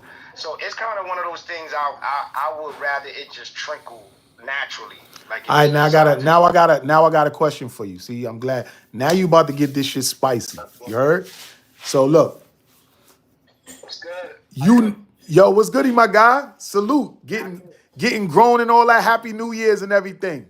Happy New Year's, happy holidays, happy You holidays. already know. Yeah, what you were saying. All right, so with that being said, like now that you back on the music scene and you got, you know what I'm saying, the Collabo King, 10 for 10, you know what I mean? You got all this music out and the shit is pretty dope, I might say. Thank you. So are you gonna be now having these dudes like play the records? Like, yo, what's up? Like, well, that's kind of what Thank I you. was basically getting into slowly but surely by stating now I haven't put in pressure on particular people like Self, but there's 20 other people I could mention, right? But we were talking about him. So what I'm saying is I didn't do that for that very reason. I gotta show and prove on my end to be able to put pressure on people of that status. right. You get what I'm saying? Yeah. So now that 10 for 10 out, the video's out, Collabo King coming, more music, we in making music, more beats, we on it every day right now, the whole camp doing it. Now I can put that pressure on them without feeling guilty or feeling like I'm straining a relationship. All right, now I got a question. You follow what I'm saying? I got another question. I follow exactly what you're saying. But what I'm saying is this, right? If everybody's really mans and peoples, right? Like everybody's professing, like this is my man, this is my guy, right? The most easiest thing a nigga could do is press the button on your record. Because Absolutely. you pop, they get the recognition of popping you, pause, no diddy, right? And now you eating and what? No, I'm talking, I'm listening. Oh, I say, and then now with all of the connections and relationships you have now, you creating a bunch of platforms and opportunities for other motherfuckers.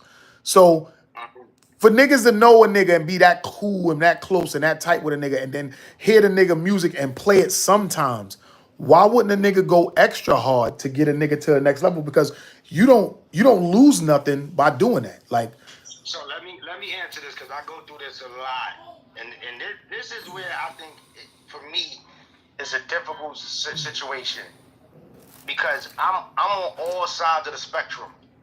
I'm the promoter. I'm the one that get the venue. I'm the marketer. I'm the business dude. But I'm a rapper. Then I'm a host. Then I'm a this. Then I have a relationship with people. So sometimes, again, that's why I use the word strain. You could strain on a relationship. If Self is used to me doing parties with him, self-promoting with him and Rocky and this and that, and all of a sudden now I'm on him about music, I gotta come at him correct. I gotta say, this is the song. This is the budget.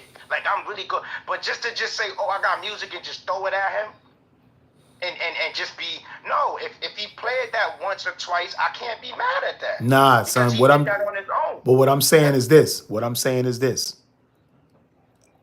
A DJ that's well, like official, that got that media draw, right? If that nigga's your man, son, that nigga will press the button, son. I mean, go full, cause you see how we go, like when you fuck with an artist, right? And you press the button, your pressing the button is getting it on my show, getting it on a bunch of people's shows, getting they shit to Cool Kid. You know what I mean? You've done that for a lot of people. You got a lot of people on radio shows and plug them. You even got niggas to open up with Mary J. Blige, nigga. Like, you make shit happen, right? So if you are my man, right? And you on the radio this many times a week, and you know you fuck with me, and you know that the bigger I get, the more bigger my event's gonna be, and the more money I can make you. Why wouldn't a nigga press the button on your shit, son? I mean, I can only ask those particular questions to those particular people. That's why I shout out the names I shout out, because I don't even have to call those names. As soon as they know that I did something, I've had people tell me, yo, your shit was playing. Perfect example, we was doing summer stage. A schemaholic, what's goody? Fetty, what's goody? Fetty, what up, baby? I just hit my dude. Shout out to Lucy movie and all that other good stuff. Nah, his shit bloody money. His shit bloody money. Bloody money. All of The that. Bad Seed, what up? Fetty, you gonna have your ass around tomorrow, man? Because we doing the thing tomorrow if you around. Yeah, pull up Hotel 50 Bowery, you know what I'm saying? Grindhardtv. In the building. Grindhardtv, CTM thing, 20th anniversary, baby. But back to what were we talking about? We were talking about the yeah, like, you know what I'm saying? You having these relationships with these people, and those people, you know what I'm saying? But see, again, that's what I'm saying.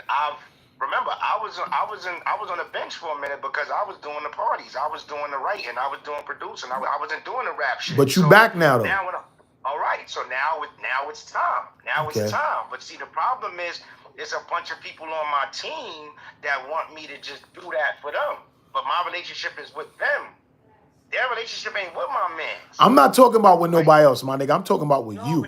But that's why I'm giving you why. I'm speaking for me. I'm trying to answer your question. Right. I'm not going to strain a relationship like, yo, I'm back, my nigga. I got to show them that I'm back before I start putting that on them like that. Right. If you understand what I'm saying. I can't just all of a sudden, oh, you ain't with me CTM no more for the last 10 years. Now you win $1. All right, my nigga, send me your shit.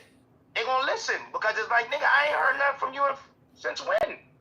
Nah, this new shit, that collabo, yo, nigga, them collabo King records, nigga, if I don't hear that shit playing like crazy on the radio by summer 2025, if I don't hear your shit in rotation with all of these DJs that you just was naming, I'm saying something. Absolutely.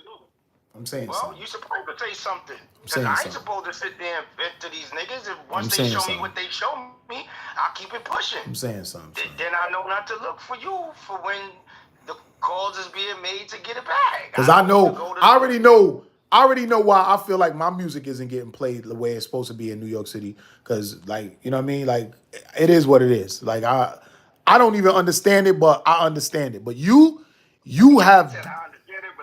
Right. You have direct relationships with motherfuckers, nigga. I done been around some of these motherfuckers more, I don't want to say... Hey, what up, baby? My boy Bad Seed. I ain't shout my boy Seed out. Nah. Seed is on the collabo king. I'm sick of Seed anyway. You know why I'm sick of Seed? Because he keep telling me my music is the detox. Yo, son. You know what I mean? He keeps saying I've been sitting on... And I got a heat rocker with Bad Seed. But shout out to my boy Bad Seed, man. I love you. That's my brother. That's my, he's inspired me to do. I've been hearing about this guy Bad Seed for a long time. Oh, that's my guy. You know what I mean? What? You know what I mean? Fenty said he gonna try to pull up. What he said? What? I'll just be getting back in town. Oh, I think they went to do that. Y'all doing that Atlanta joint. Y'all doing a promo run on the Dirty Money? Yeah. I think they did. No, Bloody Money. Yeah, I think they did the Atlanta joint. That's lit. Yeah. Moving around. You got to move around, move and shake, make that shit happen, son. Look, Dr. Rem, the detox. You know what? Yeah. You know you're going to get a call from me now. Why you starting this shit, son? Why you starting this shit? Hey, tell him to come in. Tell him to come in on the live, son. Yo, see, come in. Pop in, baby. Matter of fact, we doing this thing too. Shout out to my boy because he's another one that supported me. I make a call, and C been in the game forever. C that deals with Warner Brothers. C was a part of that crew OBS. C, I think he just did a show with Talib Kweli and all of these dudes. Like, Seed is definitely one of those underground king dudes that all of these guys say, oh, that Yo. Yo. World, it's my boy C World, Grindhardtv. Salute, world, salute. All right, where he at? Well, I don't see him. Where he at? Oh, I can see him. Yeah. I can see him. You can? Yeah. Oh shit! Why can't I see him? That's I don't know crazy. why. But you can hear him, right? Yeah, I can hear him. Pop, I'm gonna pop out, pop back in. Pause. Yeah, do that. But that's it. But that's Oh my shit! dude. C been in the game a long time, and like I said, he's another one of those guys very well connected. We done came up with the Rob Loves, the Jim Nices, the Interscopes, the Warner Brothers, and you know he one of my brothers that if I call him, he's always there. Like right now, you know what I'm saying? What up, boy? Pop in. That's why he called me Detox, because I done called him out to do music and he ain't heard it out yet. And he like, Rev, and I'm telling him just give me a minute, man, because that collabo king is coming, baby.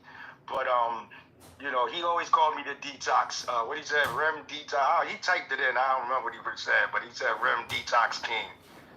Oh, he said Atlanta's January 10th. Yeah, I saw that. People. I saw that. I'm trying to get People know in case they listening. I'm trying to get Bad C back in here. But yeah, but we gonna come with it, man. This is why the last little half an hour, I'm actually tagging people to show up. People that I know. Where? You know, that's why you see a lot of people coming popping up, because I'm actually hitting them. I don't see his joint right now. Huh?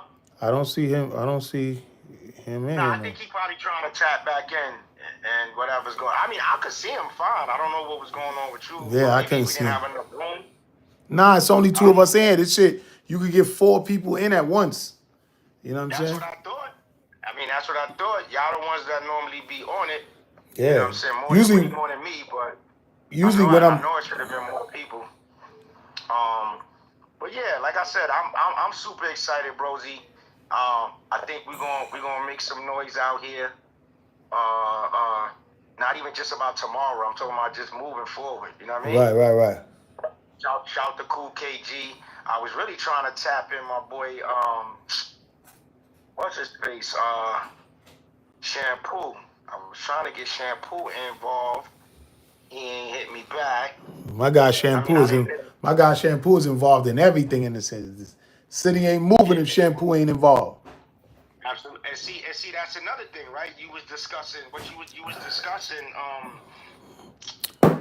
why certain things don't happen and this and that. Some also with the relationship, some things is also just straight business too, even though it's a connect, right? So what they may charge somebody $5,000 for, they might charge me $1,000 for. And sometimes it just gotta go through those channels, because, and I had to learn that even back when we was doing my first group, which we were just talking about when I was in that us situation styles, all of us. Like we had to learn that although I could show you love, I can't show you as much love as I would like to if certain proper channels haven't been reached, right? If I don't literally like book Shampoo to work the record, right? If he's working a record and the radio stations, the DP, they're able to say, listen, this is a record being worked. So you can't say shit to me when I play this shit 5 times. Right. As opposed to when they play records and that freaking DP comes to them and be like, yo, why are you playing this record? This is not on our Richter scale. Because it comes to money too, bro. Right. I'm not making no defense for none of these DJs that be on they sucker shit with a lot of artists out here, because they do a lot of sucker shit. But I'm just telling people also the technical side and the political side of it too. Right. You think Enough wouldn't want to play my shit 5 times a day? He can't. Right. He just can't, unless it was just a stone cold hit or. So you saying you ain't making no stone cold hits, my nigga? What? I'm just saying. The fuck is you talking about? One of them undeniable. Nigga, I'm talking apple bottom jeans, boots in the fur. Yeah. Not that. That's just like I'm talking about some Superman that hoe. Like you can't. I don't even like the record, but those type of records. I ain't gonna front, Rem. I feel like I got a couple of those already. I think we do got a couple of those, but again, also look at that. Like I remember, like I knew Flo Rida before he popped. Like literally down in Miami chilling with him. I had the nigga card. I still got his first card I ever had from him. But he had mad joints. Niggas wasn't playing. Miami wasn't fucking with him like that. This nigga was walking around handing out cards. But when he came with that apple bottom genie, niggas couldn't stop it. Yeah. They couldn't stop it. No, maybe he just strategized his marketing differently. You know what I'm saying? But this is why we're here talking 20th anniversary, CTM, more beats, all that shit. This is why we gotta strategize also. And you're right. I'm not denying what you're saying ain't facts. but I'm also saying we also gotta bring. So it goes back to what I said.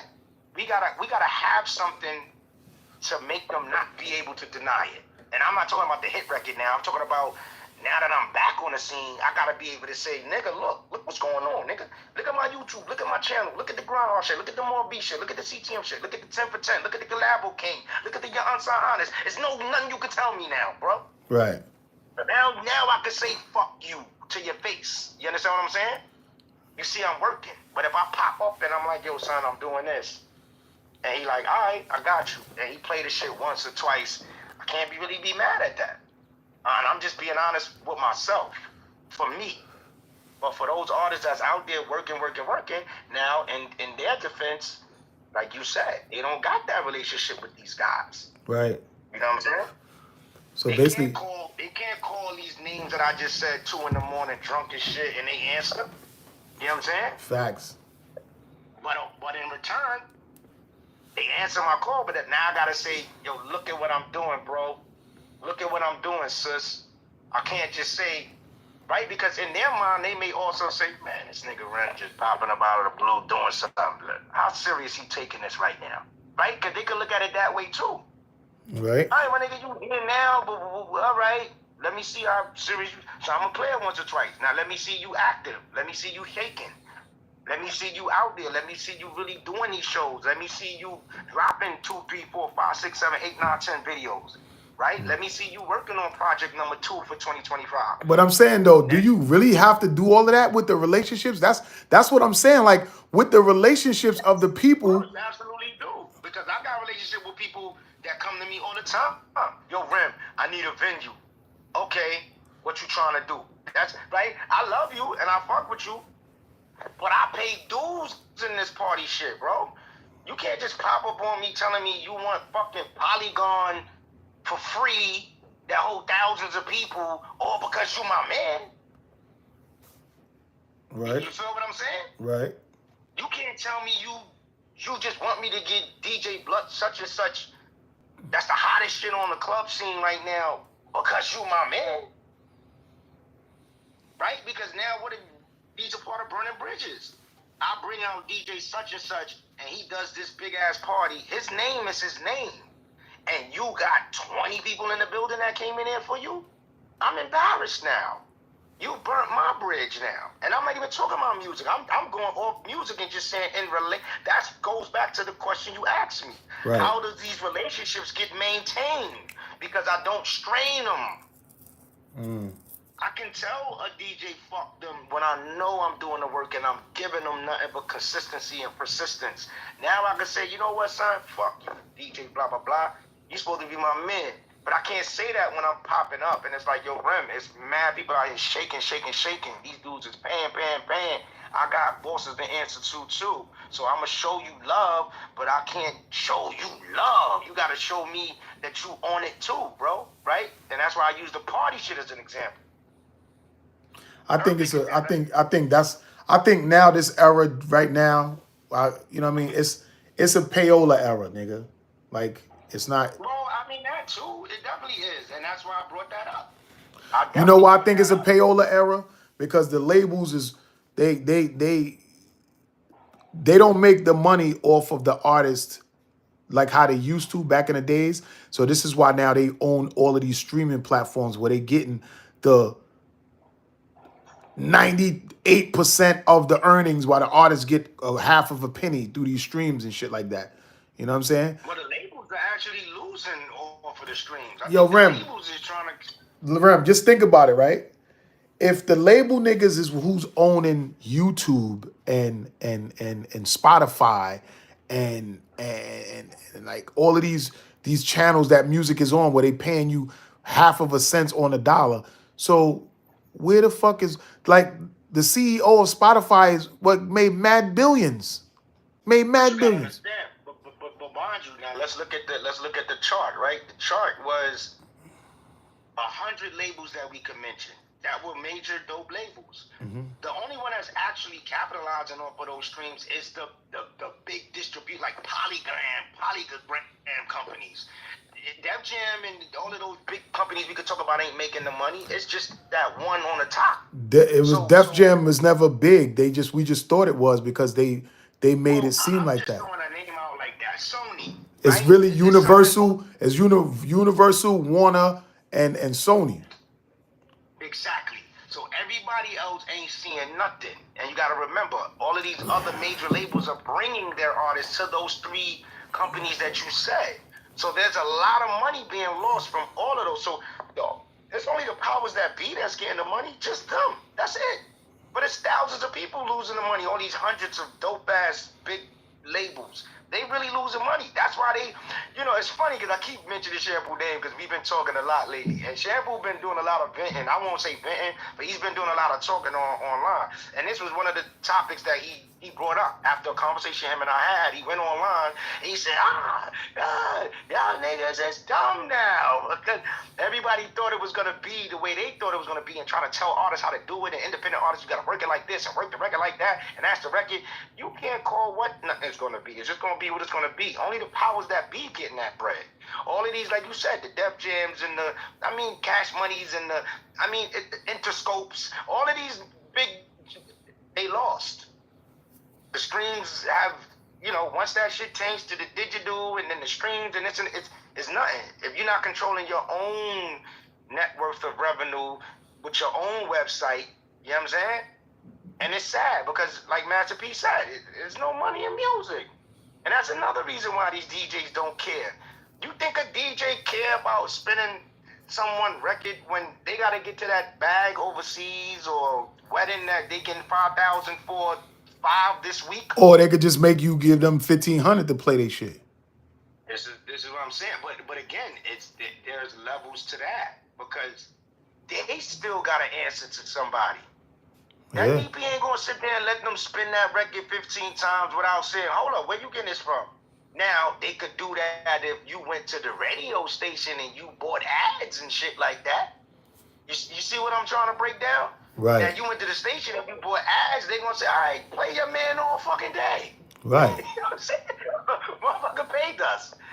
We paying bills. You know what I'm saying?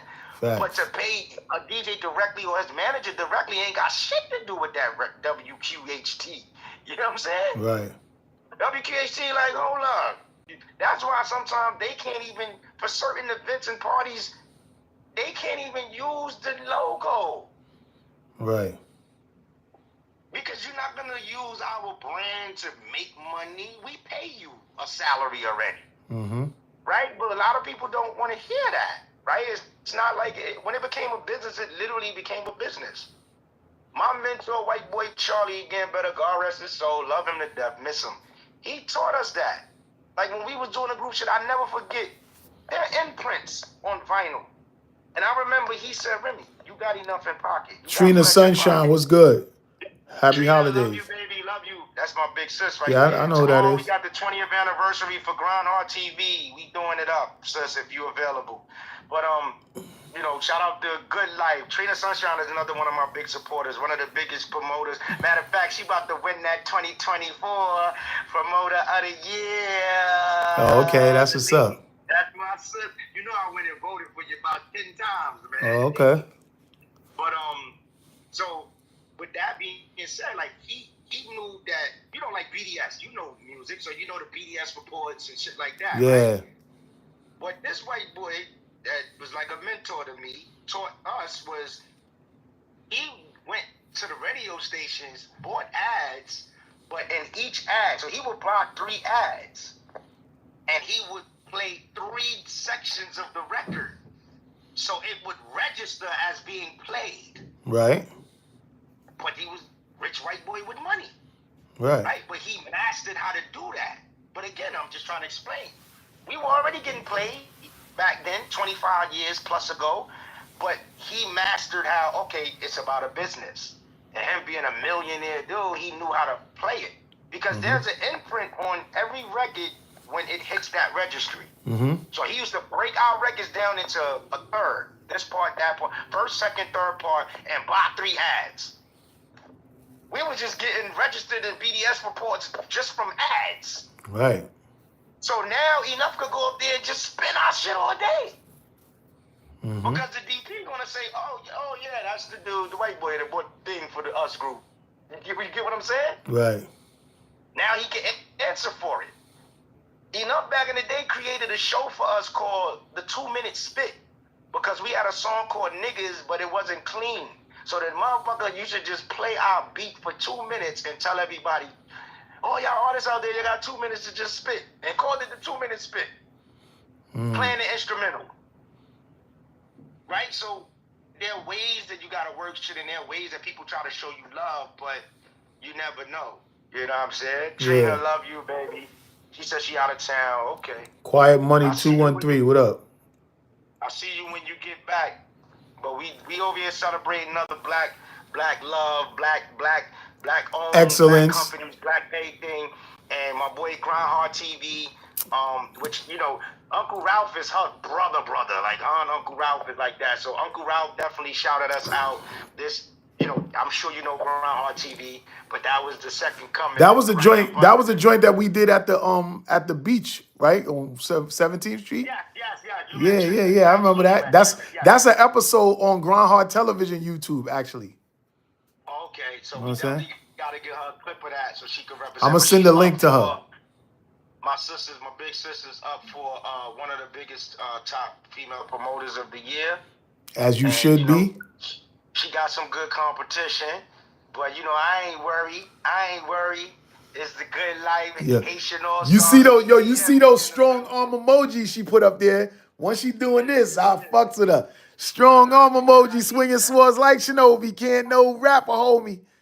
Yeah. First of all, big sis, I voted for each category. You know that. Shout out. Hold up. I did all my shout outs too for my DJs and music. Now let me go to my party people, because I can't stop that. Party people. Shout out West Fuller, Sucker Free West, Bill Blast, Kingston's Public House is up too. KPH is up for nominations. Who else is up for nominations? Big Lou is up as the biggest DJ. Yeah, she said just getting nominated is a beautiful thing already. Absolutely. Well, we going for the win now. Yeah, it's a lot of dope nominees. And like I said, these are all my, see, as I'm saying, like you said, with my relationships is because I have these relationships. Like Trina Sunshine is somebody that has been in this business for well over 30, like a good 30 plus years. And her name has ring bells for many years. She's done phenomenal things. Shit. I was shouting out Harry earlier. You know I gotta shout out brothers. Look, Triple H, you ain't even let. I already shouted out Harry. How many times I shout? Because Harry's my guy. One of the dopest DJs on the planet. Like, anytime I even talk about Harry's at a party that I'm doing, what? Harry's there? You didn't tell me that. I'm coming. Because Harry is one of the, we talked about from the Fugees. Right. Hard hitting Harry, right? Yeah, he's the official DJ from the Refugees or Fugees, whatever anybody like to call him different. But yeah, I salute you, Trina. You my big sis. You've been there for me on and off the court all the time. But yeah, it's like, you know, it's just what it is. Like she has a phenomenal relationship with all these people too. Right. Like we were talking about Uncle Ralph. Uncle Ralph, please, her birthday party, Uncle Ralph is coming out, and he's gonna play, and he's gonna video DJ. That's a fact. That's a fact. I'm supposed to be getting nominated for that, but you know what? My time will come. You know what I'm saying? People gonna recognize it is what it is. You heard? So she said, you was reading it. Yeah. TV, gotta get you a nomination. It's coming. It's the 20th year.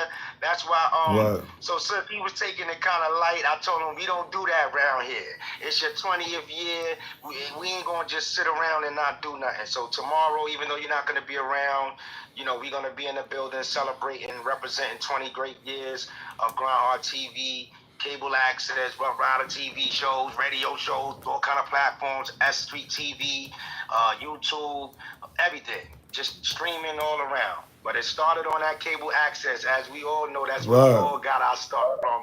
You know what I'm saying? I remember the first time my video ever played or I ever spent anything, it was on cable access. Yeah.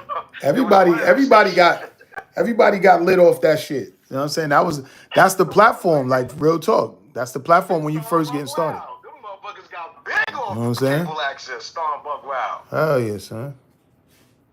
Yeah, but we hear people, And, you know, you got World Drama. Like I said, I'm excited for my brother, 20 years. I remember when he started it. I wasn't sitting there with him like I implemented or executed the start, but I knew this brother since before he started Grindhardtv. So when he came with this Grindhardtv, I remember it happening. I just remember the... Yo, I've been doing that shit. I've been doing that shit for mad long. I said, oh, look, that's my dude. I remember watching it on some late night, came home from the club or something, and I'm watching it. And it was funny because the first time the wife knew that I knew you, she saw you, and I think I came home one day. We wasn't even living together yet, and then we started, and she said, ain't that your boy, World?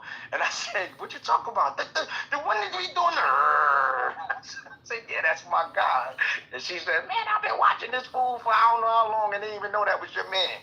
So you've achieved a lot of stuff. That's what you see. You see what she do every time she see you. She don't give you, like, I don't even think you get a hug before she do your calling. Anytime she give you a hug, and they always, yeah, that's like, what's yo, up. tell him to say it. She said, congratulations, fam. Well, yo, I'm just on here looking at on my YouTube my YouTube channel I shit. definitely will, sis. You said what? Yeah, I'm trying to find the episode so I could send it to her.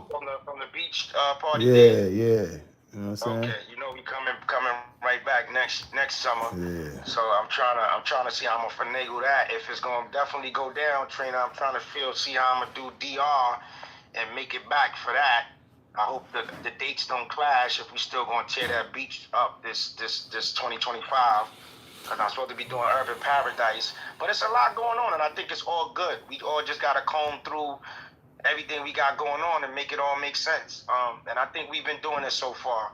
So this is just, this live today is because the podcast couldn't happen because our bro was sick with the flu.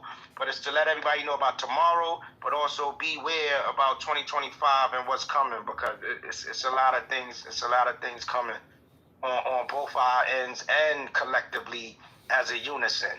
So I want to make that clear to the world, like you said, especially the nosies. Word. Bro said the nosies is watching. We know they was watching. They've been watching. We Yeah. just gave them something to run with now. Now they got something to run with now. But that's what it is. It's, hold up, let me see. I think my new thing I started saying in the past maybe 4 months was that was what I said. I'm trying to find I think I got shit. caught saying that a couple of times. It's all good. Nosies have to work too. She said nosies have work to do too. It's crazy. She said nosies have to work too. You ain't never lied. At least the real ones keep it real, because my man, even though he a part of the team, he said, I'm being nosy right now, and I respect that. Yeah. You know what I mean? Yeah, I'm trying to find that joint. I can't wait tomorrow, man. Let the artist that's going to tear the stage up, get everybody in the building. I'm going to send out my last little blast and text messages and emails and just, to the ones that I know that's definitely might come in the building. We're going to get the But see, that's what you do though, Ram. Like you promote. You a promoter. Like that's what you do. You make that shit happen. You gotta send me that clip so I could go bananas on the clip. You know what I'm saying? Like, dude, and while I'm up here, I want to say some personal things too, because some people be thinking I be giving a damn when they like unfollow me. Like that's what this is about. If you don't want to see what you don't want to see, don't see. Yo, it's at Hotel 50 Bowery, and it's from 6 to 11. Yep. I'm gonna definitely tag you, sis, in the flyer. I'm gonna send it to you and everything. I'm gonna send you the flyer we got about tomorrow, and just reaffirm so you can reconfirm what's going on with the 20th anniversary. Because like I said, this is a big thing, and I know he know it's big, but my boy is the most how can I say, stubbornest, cockiest, humble motherfucker. So he just know this is what he do, but I think he was just in a cool zone, and I'm getting him out of it slowly. Like, nigga, it's the 20th, son. Let your shit hang, nigga. Like, let them know 20th, you still going, and the shit airs still. Like, it ain't like it's not still airing. Right. Like, it still airs on the cable access, YouTube, or like it still airs from the whole 20 years. It ain't stopped. Yo, I ain't gonna front. Mad people hit me up and told me that they still public access still playing episodes of mine, son. Like, They absolutely do. They word. absolutely do. I'm trying I'm to like, tell you, wow. before I cut my cable off, I was seeing it. And I'm sure if I go on a Fire Stick to pull something up, I could probably find it. Because I was seeing it. I caught a couple of old episodes of me and Bear acting stupid. And I said, oh, snap, where that came from? And I know it was just in some type of rotation. Because I'm like, I know he didn't put that on. They just got old stuff that they still be playing. Yeah, I gotta be it. I I think I want to start giving them like newer episodes or start using their facilities again. Word Yeah, up. well, you know their facilities look nice. You been there? Them shits is state of the art, my guy. Yeah. And And you got access. They kind of been pressing me. They be like, yo, when you coming back up here? Like, you know what I'm saying? Like, it's a lot of resources over there. I might have to go back and tap in. And my man is the head of security of the whole building. So he be like, any shows that go down, he got me. Like, Which building? You talking about the Brooklyn one? the brick. Yeah, right? yeah. But you know they do like Outkast was just there. Yeah, they be My doing man mad had- shit in there. They be having some big Yeah, shit in there. not Outkast. What's his name? Andre 3000. He just did that Flute album. And he Yeah. had a show there. Yep. He did the Flute show there. My man run that. He got me. So again, 2025 people, we coming with a lot of different things, man. You know what I'm saying? Look, she said, yes, sir. Get back in there, fam. Yeah. Like we gonna get all of this stuff going. You know, you got access, we got access, more beats got access. We gonna start using all the success. I was actually going to produce Blue Diaz. He got we doing a podcast for him. You know what I'm saying? It's called the Blue Vision show, and it's going to be him talking about producing stuff. We're going to have artists on it. We're going to show him making beats on the show, and it's going to be hosted. We got another female co-host with him. It's supposed to be It's Sue. So I'm actually trying to get that together when I get ready to drop the Worldorama Vision project. That's the project that will have Cold World, Go Bay Bay, Queens Get the Money, all of the beats that was produced by Blue Vision Beats. When that project get ready to drop, that's when we're gonna release his podcast, and I'm gonna produce that out of MNN, out of Manhattan, because they got a crazy. You don't have a date yet. That's for 2025. That's set. That's more so set for second quarter March. That's coming out because right now I'm promoting the Cover project. This is the They Love World project. So I'm working on some stuff with Cover to get some events popping. End of top of spring. Huh? I said end of summer, top of spring type thing. No, you mean like end of winter top of spring. I mean, that's what I meant to say. Yeah. End of winter, top of spring. Right. So, yeah, because I haven't got a date yet for collabo. So I think, of course we're gonna stay in cahoots, but we just talking to the people right now online so they can understand kind of what to look out for. Because I don't have a date yet, but Collabo King is basically done. All me and L right now is doing is like we're in mixing and mastering and knocking out last couple of records that basically are done, like our record. We talking about we might just revamp it, but it's done. Like, yo, we got like a minute left, Rem. You know what I'm saying?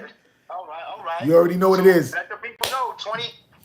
The 20th anniversary. I think I did my job. Yeah, 20th anniversary tomorrow. Hotel 50 Bowery from 6 to 11. You know what I'm saying? Grindhardtv 20th. You know what I mean? CTM collaboration in collaboration with Lawyers and Labels, DJ Epidemic, Rach, Terrell Blair, Media Mondays.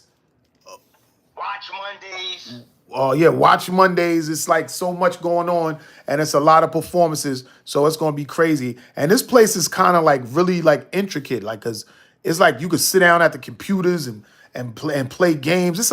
It was a lot of shit going on in there when I went there, son. Like I was mesmerized by the performances and shit like that, but it was so much more in that spot that I'm looking around like, damn, what is this place? The big screen behind you and shit. So basically, that's what after this. We about to end the show. It's over. It's 2 hours already, a little over. And I'm going to go back into editing to put that little 6-minute clip together for it to be on the screen. You know what I'm saying? So we can make that shit happen or whatever. But I'm just figuring out little clips to do. That's what I'm doing in here. So we're going to end the show. Y'all already know tomorrow, Grindhardtv anniversary party with everybody who I just named. Bowery, 50 Bowery. Right, We in the building, baby. baby. You know what I'm saying? Much love to everybody that showed us love, baby. Yeah, that's a 20 fact. So years in. 20 years, man. Thank you to everybody that stay tuning in. And if y'all can make it, see y'all tomorrow. If not, we out. Grindhard. Yeah, my God.